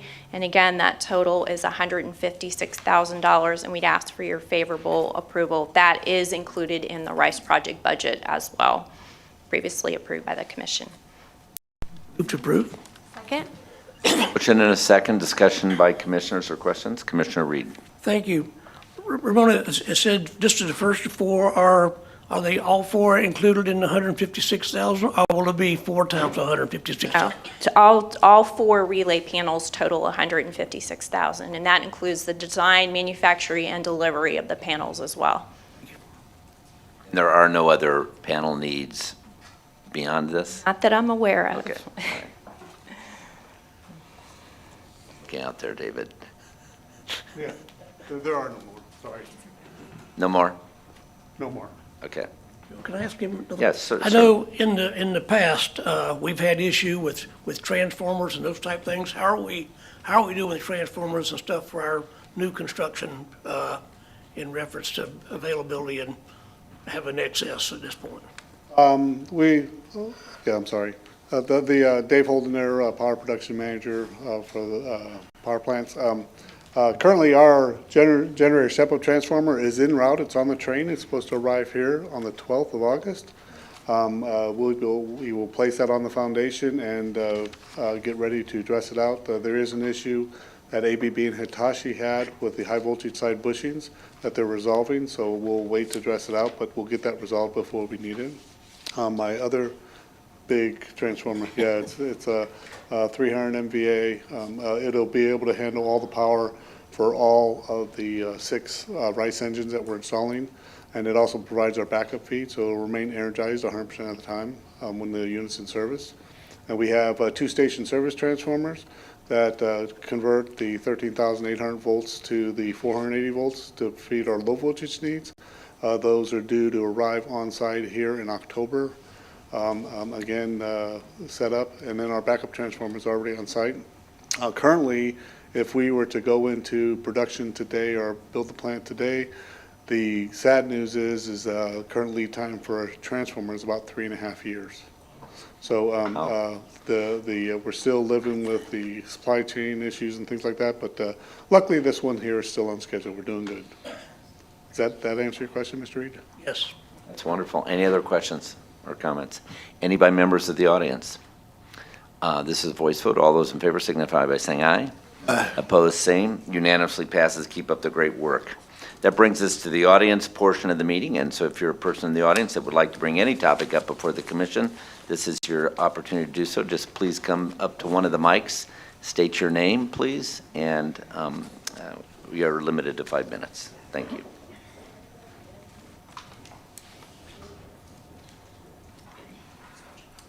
Morning. Morning. My name is Everett Evans, and I appreciate the opportunity to address the commission and the mayor this morning.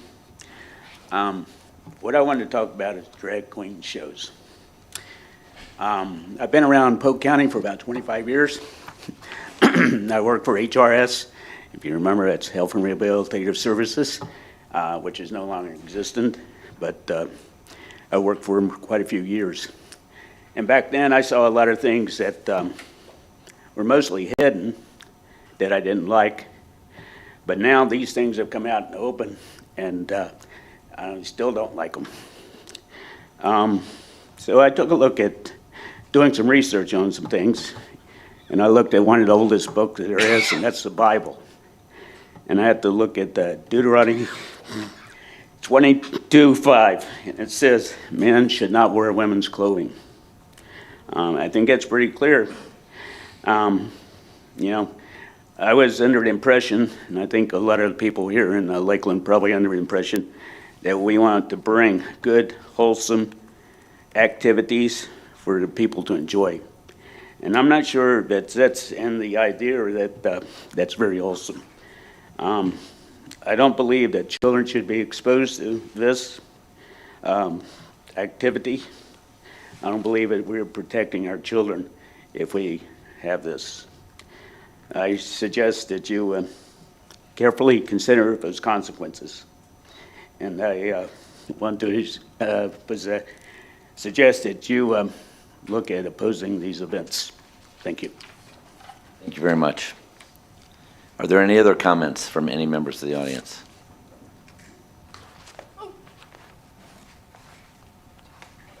Please state your name. Hello, my name is Millie Pagan, and I come here just to support my brothers and my sisters from the church.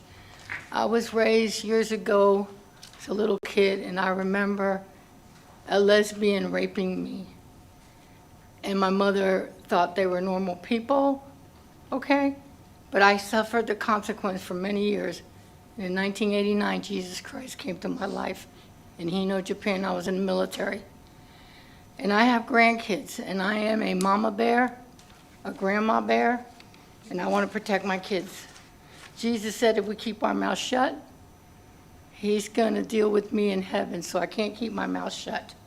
This stuff of the drag queens, men dressing like women, they're also coming into our swimming meets. I haven't done it in Florida because thank God for this Governor DeSantis.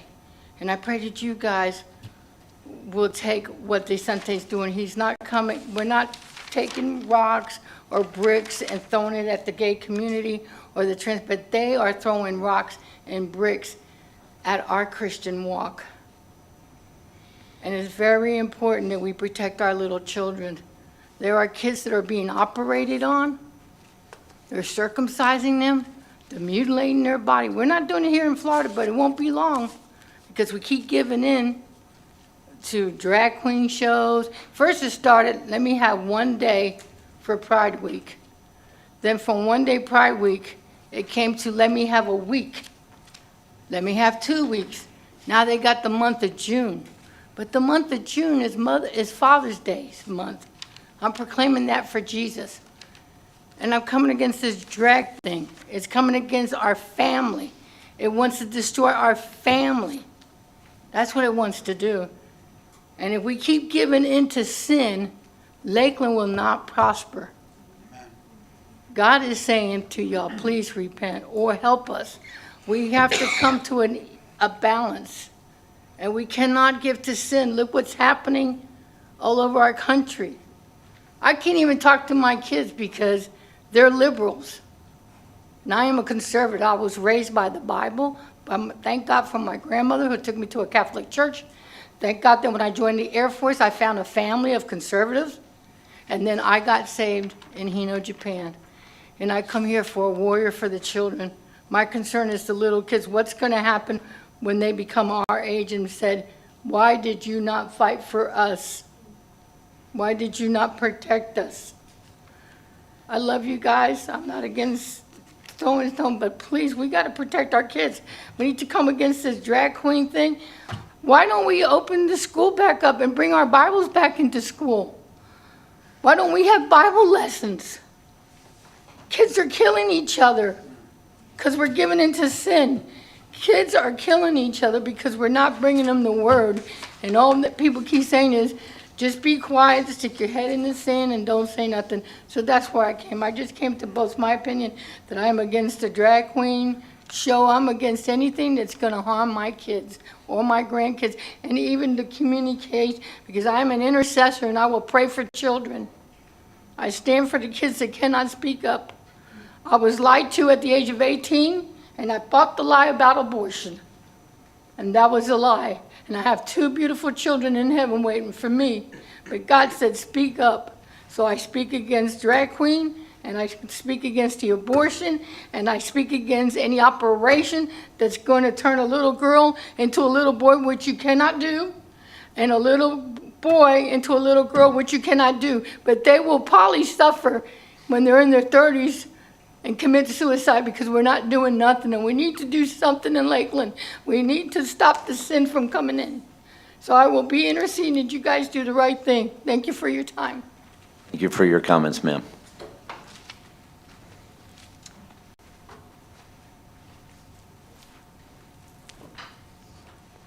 Hi, please state your name. My name is Linda Bakawi. Lived in Lakeland here since 1988. I worked as a nurse at Lakeland Regional Medical Center for many years and got to pray for a lot of patients. I love the city. My dad was in the Army, and we traveled all over the world. I even lived in Japan, Germany. That's where I was born. But to me, this city, I love the city because I read one time that Lakeland is the all-American city. And I see the beautiful things that are happening in the city, like with Lake Bonnet Springs. And I'm a grandmother. I'm going to be a great-grandmother next year. And I love my children, and I don't want to see anything that would harm them. I love people. I love to help people. That's why I became a nurse. And it just grieves me when I see things that are going to harm our children. I just love them, and I just pray that you do the right thing and keep our city wholesome and family-oriented. This is a city of families, and it's a beautiful city. I love it that there's churches on every corner. A lot of places I've lived, they didn't have this, and just a beautiful city. And I just wanted to keep it a beautiful city for God. This is a godly city. Let's keep this a godly city. This is what God wants for us. Let's make it beautiful for God, for his kingdom, for his people, and for his children. And that's what I want to say today. And I just appreciate all of you, and I'm praying for all of you too, that you will hear from God and do the right thing for our children. That's our future generation, for our families, for our homes. Thank you. God bless you. Thank you very much. Please state your name, sir. Hello, my name is Sean. My wife and I chose in 2019 to spend the whole entire year while born and raised in South Florida. Your last name, sir? Jordan. Jordan. We spent all 2018 looking everywhere in Central Florida and chose to make Lakeland our home. Well, in the middle of 2018, I met a gentleman at a Home Depot in South Florida. He had a painting shirt, 863 area code. I said, oh, cool. And he looked at me and told me, hey, that's a terrible city. I was like, why is that? There's no bars, there's no places, there's strip clubs are closed down. You can't do this. I said, well, that's a great place to raise a young little girl. That's right. I sit back now and I look at this town and I look in the Ivy's Corner, has a few beautiful people stated, churches in every corner. And I sit back, spend my last 10 years I spent in South Florida working for a city, and I understand the importance of cost. Each and every one of you, think about cost. Let's think about the cost in the future, the roads, medical systems. But let me think about what costs have we not thought about. We have not thought about the cost that starts with Statute 827.04. It states, contributing to the delinquency of a minor, commits any act which causes, tends to cause, encourages, contributes to the child becoming a delinquent, dependent child on a system needed or services. I got the last two mixed up, sorry about that.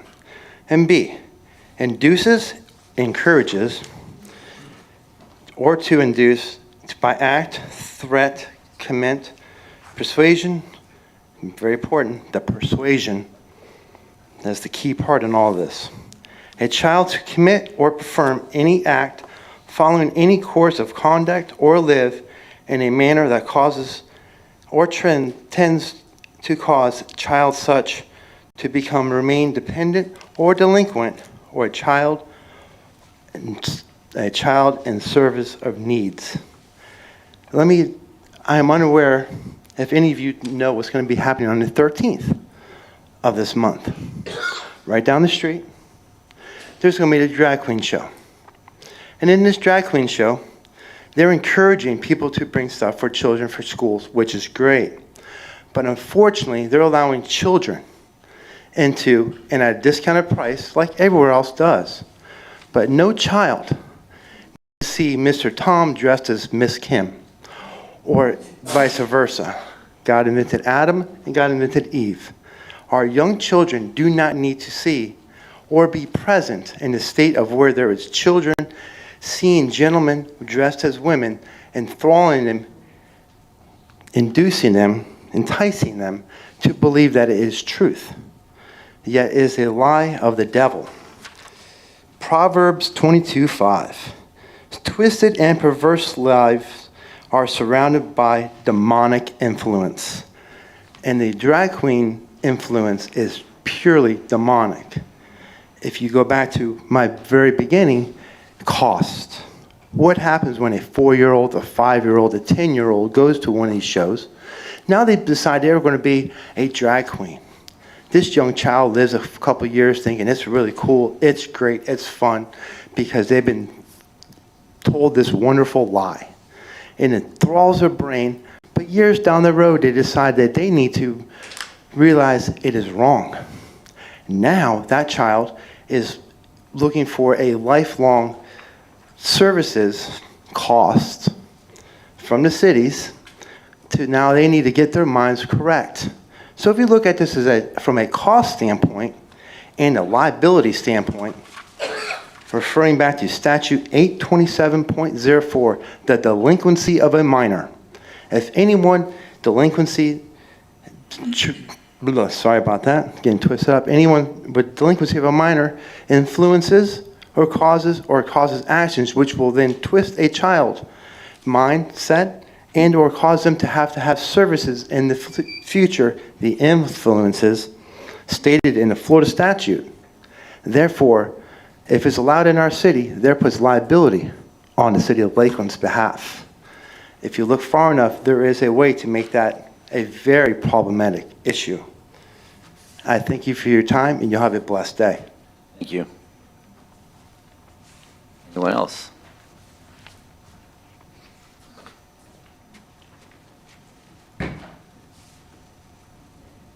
Morning.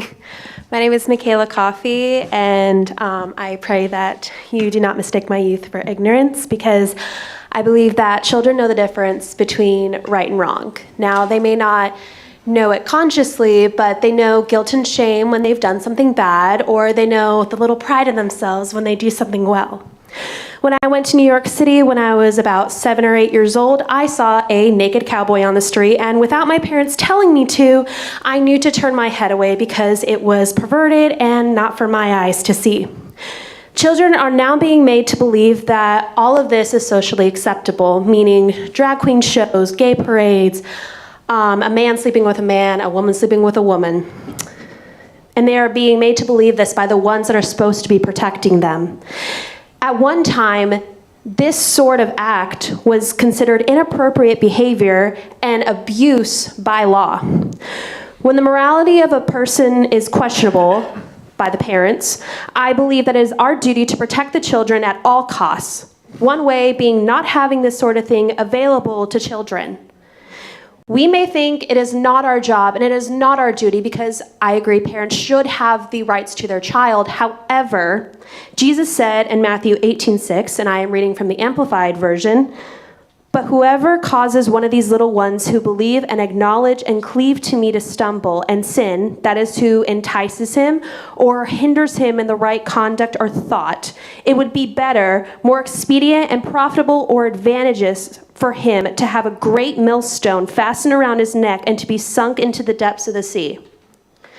We are equally guilty to the abuse of these children by standing by and doing nothing. I am praying that hearing all of our voices on this matter and understanding the innocence of a child must be kept will cause you to address the Rose Dynasty Mama and Friends Drag Queen show that is taking place Sunday, August 13th at 2 p.m., which is being advertised to children 9 and under at discounted prices. Thank you. Thank you very much. Any other comments?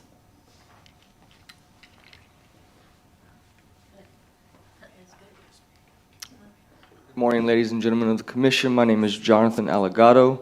I am a proud citizen of Lakeland, born and raised here. I'd like to start off with a definition. A couple weeks back, there was a proclamation made under the guise of acceptance and just we're just accepting what is. But the definition of proclaim is to declare something one considers important with due emphasis. So to simply proclaim something is not just to acknowledge it, it is to take hold of it, and it is to welcome it. Do not be deceived. So I'm here today to proclaim something else. I stand before you today to proclaim righteousness and proclaim wisdom. I have told all your people about your justice. I have not been afraid to speak out, as you know, Lord, so well. You know, I love my city. A couple years back, Lakeland was the second fastest growing city in the nation because it's a gem. It's a haven. And you guys have to know. Your heart has to know that this is wrong. Now, I understand that there may not be things you can do, and there may be things that you can do. You guys are on the commission for this city. We're just here speaking, our heart's concern. It's on your behalf. It's on your hands to find some way. This is, when I'm getting ready this morning, my heart was grieved. I couldn't believe that I would have to go speak about something like this. To let children see this perversion. It's wrong. Mayor Mutz, I respect you greatly, but I strongly disagree with the proclamation that was made. That's no disrespect personally, but as far as because when you proclaim something, you welcome it. And now that this proclamation has been made, this type of behavior seems acceptable here in the city. So, my name is Jonathan Allegado, and I strongly stand against this perversion. Thank you for your comments. My name is Gary Haberl. I've lived in Lakeland for 40-plus years. Gary, can you pull the mic down to your face? Sorry, I'm short. I'm Gary Haberl. I've lived in Lakeland for 40-plus years. My family and I are business owners. We contribute greatly to the city. I'm also a single father. I have been for many, many years.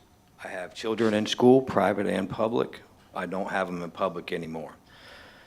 What's going on with the drag queen situations around town? This is not the only one that's happened or going to happen. Fully against it. I have to voice that. I'm a born-again Christian myself. Was living on the other side of the bad side of Lakeland for a while when I was young. So I've seen the things that have been allowed and things that not have. I'm greatly appreciated for the strip clubs not being allowed into the city. And taken out when the head shops are popping up left and right, all the marijuana, stuff like that, which is another step we have to take. I just really have to voice my opinion about this. I'm raising my children to not be okay with this. It's thrown in their face 24/7, whether they like it or not. It's thrown in our face every time we turn on Facebook. It's shoved down our throats to be acceptable, and I just have to voice my opinion and please reconsider allowing this stuff to continue in our city. We love it here, and we don't want to become California and things of this nature. You're great people. I respect everybody here. I may not know everybody personally, but I will. And very nice to meet you, and I appreciate you hearing me out. Thank you. Thank you for your comments, sir. Any other comments?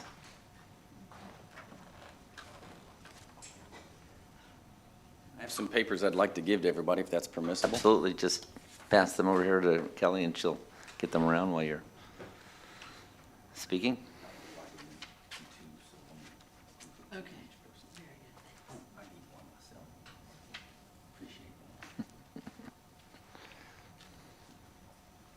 Please state your name, sir. My name is Jonathan Freed, and I'm happy to be up here in front of you guys again today, just because it's wonderful to see you, but I'm unhappy about the situation that so many people have talked about. I recognize that you guys didn't organize and create this event, but I also recognize that it is happening in our city. And at the end of what I have to say, we'll see that it is happening on what I believe to be city property.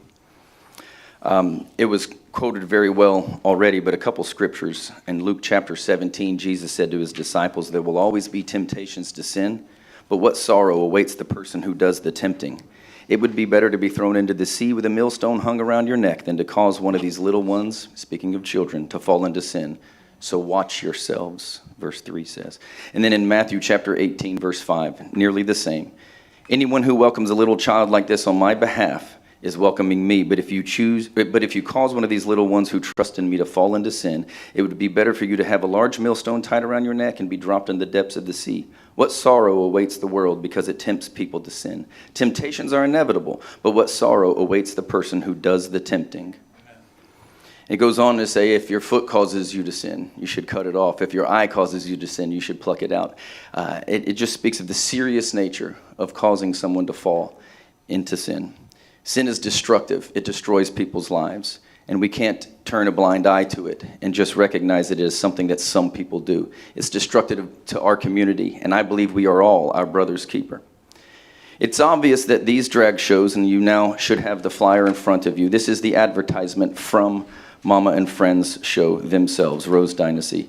It's obvious that these drag shows are targeting children by the advertisement on the bottom left-hand corner that you can see. This is reprehensible. Drag shows themselves are a perverse form of entertainment,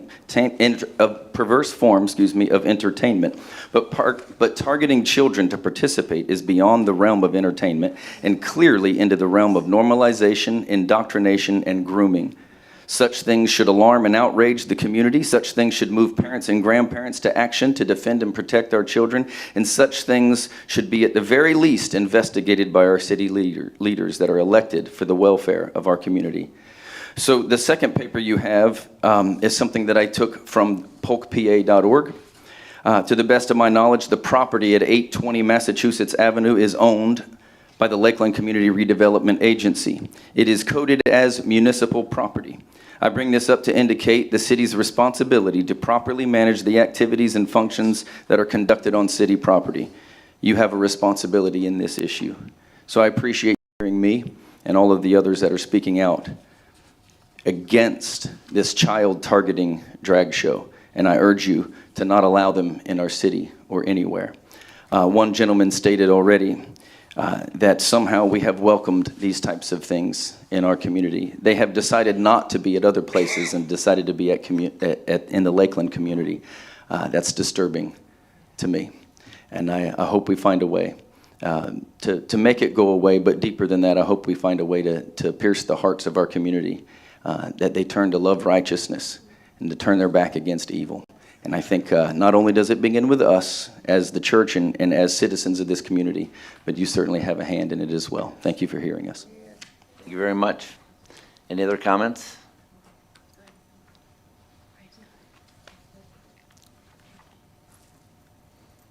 Good morning. My name is Catherine Evans. Yes, Catherine. And I just really want to back up what everyone else said. Children are precious, and exposing them to gender confusion is really bad. And I believe that drag queens do make gender confusion, that with all the other garbage they're being thrown out in public schools. And I know we've all talked to you about making the libraries clean and not having things that people don't want to read in public before schools. You know, things that are in schools, reading them in public in front of panels like you, because they're so embarrassing and so obscene, and we expect our children to read them in school. But I just want to add my words to what they've said, and do take it personally too, because if you're responsible, if you vote, if you choose to continue it, you are responsible. I don't like to say that to you, but think about it, okay? Thank you. Thank you. Any other comments? Hearing none, I'll respond. Okay? I think it's very, very important on a correction basis on several fronts. One is the proclamation recognized, it did not proclaim. What exists on a national basis, which is June as Gay Pride Month, And the federal law, or federal judge returned down and blocked Florida from the April passing of the law to limit minors in lewd drag queen performances because of the obscurity of that particular definition. That does not mean that we wouldn't, I want to back up. I have 12 children and 35 grandchildren. So I have a lot of interest in healthy environments for kids. There's a difference between what laws provide as legal privileges and what parents decide to do as individuals raising their children. Those rights are within the spectrum of laws that we can work to oppose and turn over and support, which is a function of who we elect and what they accomplish, versus laws that as city officials, we have to protect what is in place. So a city is not a church, and America is not a church. Churches exist, and synagogues and opportunities for people to have faith as an opportunity to be able to apply their lives within the framework of the principles that are guided within that particular belief system. As city officials, we support the laws that exist and are in place and the decisions that judges put into place. We do not have the prerogative to do it differently than that when there is state and federal laws. And so when we take a look at recognizing rights that exist legally, we recognize all citizens' rights that exist legally. We don't have an alternative to that. So it is not a matter of a decision where we decide to obscure state law or go against something that has been turned down by a federal judge. It's a matter of supporting what is. This is a city-level commission. Your comments really need to be directed at a state level. And those state level, and we look at what Governor DeSantis passed, encouraged the legislature in Florida to pass in April, didn't survive court. So if it doesn't, and it didn't survive court because it talks about lewd performances. That law didn't apply to all attendance. It applied to any lewd performance attendance, and that attendance is an obscenity measure. And that's an obscenity measure that has to be decided based on the performances. This particular performance, or this particular show, which has been contracted with House 820 to be able to occur, is within the rights that exist in the state of Florida for them to have that performance. I won't have my kids there, and I won't have my grandkids there. Okay? I wouldn't. That is a personal value set that I work to protect. But on a civil basis, we have no right to object. And if I'm out of that arena at all, then I would appreciate our city attorney correcting me. I think it's Artifact versus House 820, but... I'm sorry. It is Artifact. It's on the east side, right? Or west side. There's a lot of different issues there, and I won't try to address them all. I'll try to address a couple of them. There's an important legal distinction between a city-sponsored event and a city-permitted event. When the city sponsors an event, the city has a lot of discretion, including what speech they want to promote or what speech they do not want to promote. When a private party seeks to get a city permit to use, for example, Munn Park, that's considered a traditional public forum under long-standing legal precedent. We cannot deny a permit based on the content of someone's speech or the viewpoint that they want to express. So we're very limited as to denying a permit to use a city park for a particular purpose. On the other hand, if the city was going to sponsor that event or organize it, we could choose not to do that. As far as the state law goes that you referenced, my understanding is that there hasn't been a final decision in that, but there has been a temporary injunction entered based on overbreadth and the vagueness of the language. I think the court, in issuing that order, said that doesn't mean that, some of the conduct that was attempted to be addressed by that law cannot be addressed, but that existing obscenity laws could still be used to address that type of conduct. So I think the final thing to say is 820 North Massachusetts Avenue is a CRA-owned property, but it has been leased to a private party, and we do not have, so we have relinquished our possessory rights as to that property. And while that lease is in effect, at least, the city and the CRA does not have the ability to control activities that are at least within the parameters of the law. I mean, if there's illegal activity, for example, if obscenity occurred, that might be grounds for terminating that lease. But if not, we have an existing lease with someone, and we can't just breach that lease. So the important issue in this is that we have to operate and protect civil law, and we will.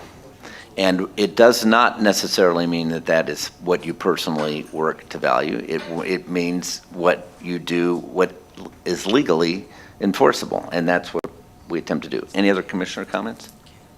Commissioner Madden? Yes, City Attorney Davis, could you comment on what would be something that would fall within an obscenity law? Well, I mean, the famous Supreme Court quote on that is, I can't define it, but I know it when I see it. So, it's Cowboy was one. What? Nudity. Right. Well, I mean, in some contexts, that's still allowed. I mean, if with minors. Minors? Well, that's where I was going. With minors present, that would be problematic legally. But obviously, strip clubs in other jurisdictions are legal and have been protected by First Amendment considerations. And historically, for the record, because it's important to watch what the record is, these shows have not done that. They have been very, in the world in which they live, tasteful. And so there haven't been lewd issues with respect to their shows. Somebody speak up. Have you actually investigated and sent anyone to watch these shows? You're welcome to attend. No, you. Any one of you are welcome to You make a attend. comment and say that they do not have these. What is your proof to know that they do not? Because we have not had any reports, I have not attended, no. We have not had any reports from them, and from my conversations with them, that is a value they work to protect. Sir, I don't mean to be disrespectful. But we should do it at the mic, because you have to be. Okay. Okay? And you Take have my to name do. down, please. Jesus, help me. Be nice. I will, Pastor. I've seen it in St. Petersburg. Little kids being dragged by their gay parents. These are little kids who have gay parents who drag them to these shows. Conservatives, yeah, we wouldn't do that to our kids, okay, because we're directed by the Bible. But I've seen it. I have some in my family, and I tell them, you're going straight to hell if you don't repent. And don't drag your innocent kids. Those little kids have no power. And you're standing there saying, there's no naked. Yes, they do. They spread their legs out. They stand on their handstand. They show their whatever to little kids. That's naked, stripping.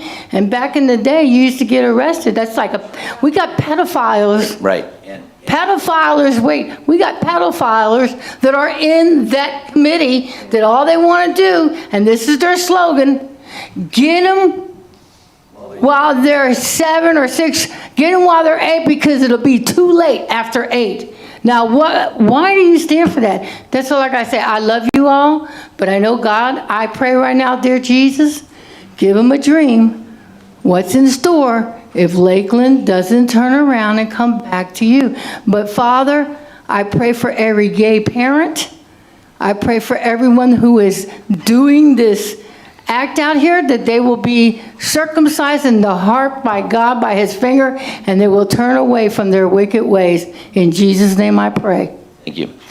I want to make a point here that I do not want to repeat any other speakers that have been up, and I appreciate that comment from you, and I didn't stop it, but Thank you. heretofore, that's what we need to do. Yes, sir. Hello, I think the issue is not about them doing this. I need to My have you name is speaking. Jarius. I live in Lakeland, Jerry's last name? Hagens. Okay. The issue is not them having this. I mean, that in itself is an issue. You guys upholding law, we as children of God live by certain standards, and one of the standards in the Bible is that a man should not dress up as a woman. That is a standard of the Bible, and when you have something that invites children that violates that law, it distorts their reality to think that that's okay, and it's not. So it's not, if a grown person wants to go to that, that's fine. But when you are inviting children who are still susceptible, they're still mentally being developed, and they see a man fully dressed like a woman, it distorts their reality to think, okay, I can dress like a woman too. And there is no part of that that is right. We as godly people live our lives by the rules that are governed in the Bible. Our constitutional laws, our laws do not murder, do not steal, have been derived from the Bible. And whether people live by those rules or not doesn't negate the validity and the rightness of those rules.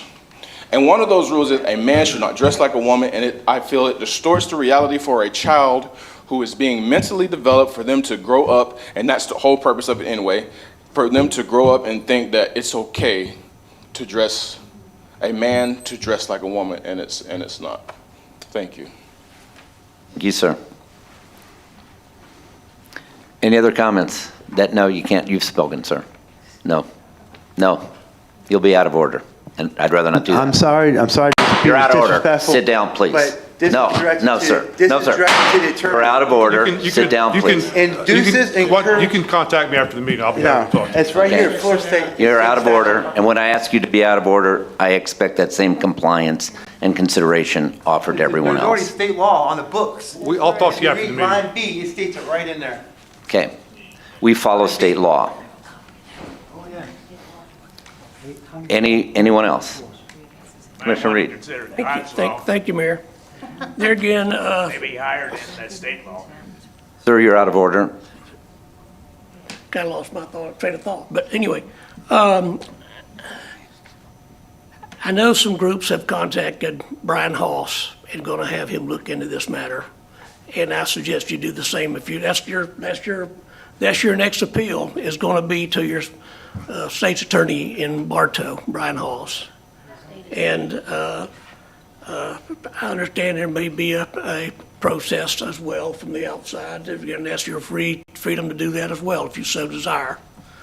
But I'm not sure if they're going to have somebody there to watch them to see if they violate particular rules or not. But I know there's some pretty radical rules that they've been proposed by our governor, but I don't know what the status of that is. But there again, your appeal is not to us, it's going to be to the state, as Bill said. So if you contact Brian Hall, that's the guy you need to talk to. I hate to put the weight on him, but invariably, that's where it should be.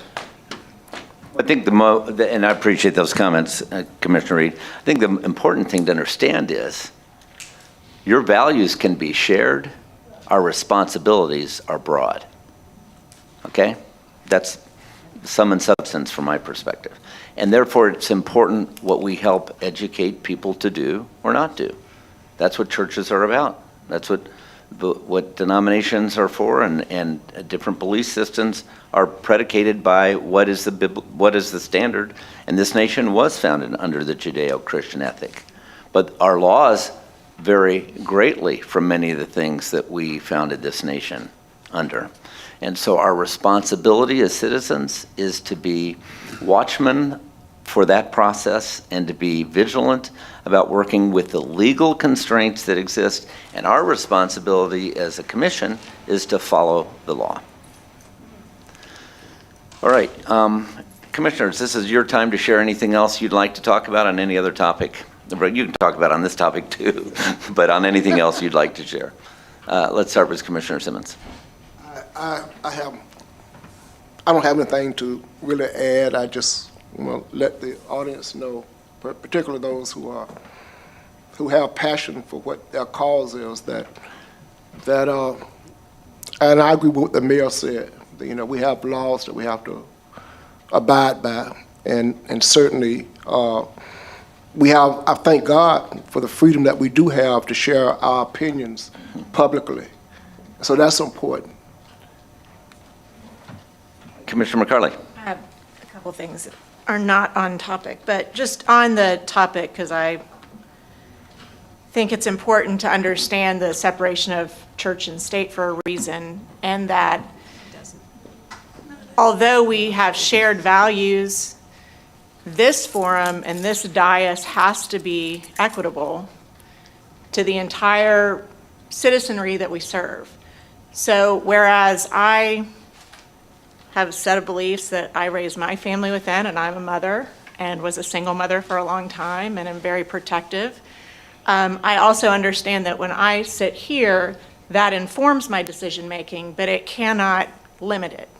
And so I have to be open-minded, and I have to work within my framework of my devotion to Jesus Christ, while also serving people who may not agree with me, and serving people who choose to burn a flag, and serving people who have a freedom of speech that is much, much different than mine. So just, we hear you and we recognize that, but we also understand it from our perspective that we have to work within the parameters that we're given. And the parameters of which we're given is to serve all people in the community of Lakeland. And so that everybody has an open forum to dialogue. And when one side is limited to one set of values, that limitation can also go against our values. So if we're limiting speech on one side, we have to limit speech on all sides. And so I think that's just something to be thoughtful of. So in addition to that, I have other things that have nothing to do with that, but have to do with roads. I was fortunate to sit, I mentioned this on Friday, with regard to the Metropolitan Planning Organization's statewide advisory council meeting.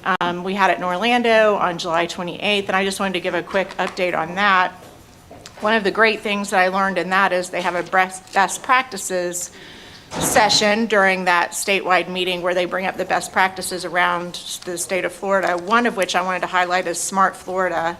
It is a nonprofit organization that came up through the North Florida Transportation Planning Organization that's based in Jacksonville and Duval County. And Smart North Florida, just to tell you what they do really quickly, they focus on resource development.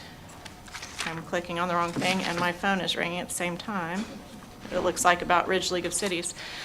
Smart North Florida is a nonprofit organization dedicated to improving the quality of life in our region through collaboration, data coordination, and smart technology. So after we learned about Lakeland Electric's our operations team and our IT teams and how they work together on Friday during our utility committee meeting, this heightened my awareness of Smart North Florida is a nonprofit organization that does those same type of things, and they provide on resource investment in 3 areas: regional collaboration, data coordination, and smart technology. And what happens is they work to look at transportation systems for Clay, Duval, Nassau, and St. Johns counties, but they almost do incubators for technology. So when you have a venture capitalist or you have a group that says, we understand there is a problem with regard to transportation in the public sector, they come alongside and find investors to look at these technology groups and these new technologies, emerging technologies, to pair them together into serving the greater community through public service. So it's really interesting. I'm going to forward it to Sean and our team here. I got a lot out of that. I was excited to go and represent not only Lakeland but Polk County. In addition to that, they also talked about Cybersecurity Florida, which I brought up to the LE team the other day, and this group has quarterly meetings of which I will continue to attend. The next thing is I was able to cut a ribbon in your absence on Lake Morton Place on Thursday evening. So for those of you who don't know what Lake Morton Place is, this is a public art installation that was funded primarily through an individual contribution.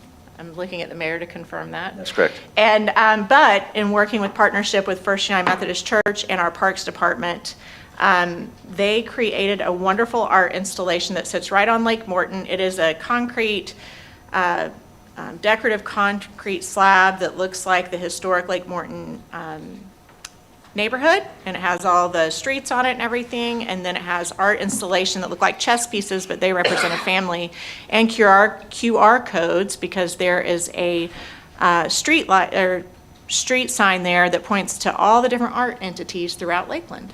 So it's a really cool partnership that happened. They had all of the different proprietors who pitched in and helped create the environment.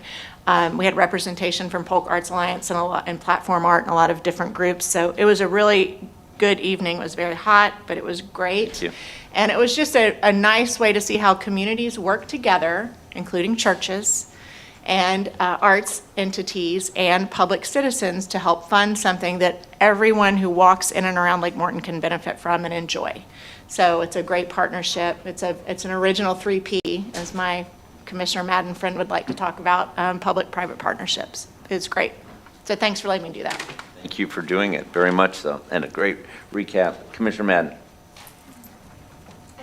Just a couple things. So first, I wanted to just talk to the folks who came to share. And, I know sometimes when we hear people in a public forum and it's words that might make us feel unsettled or afraid, maybe they're things that are controversial or opposite of what we believe, it kind of spikes our cortisol and we feel a fight or flight. And I think that's what we're used to seeing in 2023 on the news and going through a global pandemic, that everyone's supercharged to feel violated and that there's, something that we have to fight for. The whole world is turned upside down. And it's difficult to have conversations where we can just listen and hear from one another and try to hear past the vitriol and the fear to get to the heart of the matter. And I heard, many of you today come to talk about your fear for children's safety and for having a sense of morality in your community and wanting the best for the city of Lakeland. And I think we all would share those values. There's going to be values that there other, maybe next meeting, people will come and share at the end of the meeting that we don't feel that we share. And that is the predicament we're placed in a civic role. But I never want you to think that because we might personally disagree, or maybe we can't personally do something for you or your cause, that you didn't have every opportunity, like anyone in the city of Lakeland, to have your 5 minutes to share how you feel for 5 minutes without interruption.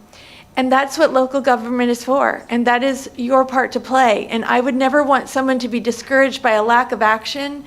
Often what I hear when people email me or they share how they feel, they're frustrated and mad and take their marbles and go home because I can't do something for them. Maybe I'm limited by state law or federal law, or maybe it's just not under my purview to make that decision. That does not mean that you and your civic engagement and your civic duty, taking time out to come to a local city commission meeting to share your voice or your opinion, that's what this country stands for, and that's the freedom we still have, and that's what I think we all can celebrate. Yes. That the proclamation that we might make on a certain meeting might not be your proclamation, but I asked the City Attorney Davis, have we ever turned anyone down if they asked to make a public proclamation? So far, we have not turned anyone down.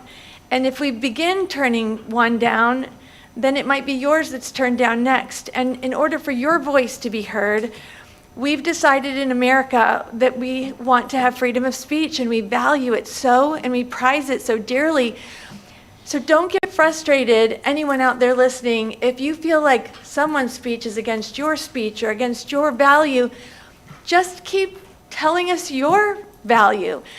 Make sure you're utilizing your opportunity in public forums to share your voice. The media is here at every meeting, and I'm sure the media might even have some of your quotes today. I'm not sure. You never know. They might have something else that they have to work on that's more pressing. But I feel like in America, we're so fighting each other that we miss out, that we share so many values and we want to hear, but we can't always do everything everyone asks of us. But that doesn't mean you shouldn't keep sharing through your emails, through your coming to our meetings. Call the state attorney's office next. Do what you can, because really our laws should be a representation of our voices. And sometimes if you're a minority, you know, your voice doesn't get heard and it's not the loudest and the laws don't always go in your favor. But that doesn't mean that you shouldn't come together and in your groups and with others who share those values and make sure you're advocating for whatever it is that you believe. And so I just wanted to say that today, because sometimes I feel like people come and then they're frustrated and they're mad that we can't do something. It's not really a matter of whether we can do something here. We want to check to see when different people from all kinds of groups come and have issues that are important to them. It could be the pothole on their road. It could be that they don't want to have a self-storage in front of their neighborhood. It's a wide array of things that people are passionate about. We will try to see the best of our ability within our framework, if we can do something or not. If we can't, that doesn't mean that people shouldn't use their civic engagement and their means of communicating to their local government, to their police departments and their city attorneys and their state attorneys. So I hope that even when folks come and I'm opposed to the view, that I can celebrate the fact that they get to share their view, that they get their 5 minutes in the sun and they can say whatever they want, unless it's whatever the lewd conduct or the obscenity says, then we can't have that at these meetings. We have to be civic and courteous. And but anyway, I just wanted to say that because I feel like that's our commission's heart, is to really hear people. And sometimes we are limited on what we can do, but we still, you know, we believe in America and we believe that everyone, you know, should have their voice heard. And then I just got to hear the utility meeting on Friday. I wasn't there in person, but I just watched it. And if any of you are interested in putting up solar or care about that, we just had there was a great conversation. It was very rich on Friday, the utility committee. There's several presentations from cybersecurity, which I thought was very interesting, and then also to the solar installation. So if you're a citizen and you're wondering what's happening with Lakeland Electric, I would recommend watching the utility committee meeting for Friday afternoon. There just was a lot of good information. Excellent. Thank you for your comments. And yes, don't be dissuaded. Commissioner Reed. Thank you. And Derek, Bill, I appreciate your having Sarah and Stephanie go before me. They're so well-spoken, and I can't express the comments they made myself. I feel the same way. It's just it's a joy to listen to them expound on different issues that I'm concerned about as well, and they do it so flamboyantly, per se. I should say, that does a good job. And of course, again, you know, we hear the loud minority, but we don't hear the silent majority. And invariably, that's gonna come to pass. I have faith that our country is gonna be turned around in the near future, and all these things are gonna come to change in a short period of time. We just hold on a little bit longer. And I want to talk about last Monday night for the National Night Out. I got to ride along with one of our police department heads, and it was a joy to get out and see our citizenry and enjoy our citizens. They celebrate thing, and I want to really commend the people that had events, and the citizens did a real good job, and I hope that next year it will be we'll have more participants. But with that, that's said my due for today. Thank you. It's a great event. It's a wonderful event. All right. With no other comments from any of you, we're good. We are adjourned. Thank you. Jonathan.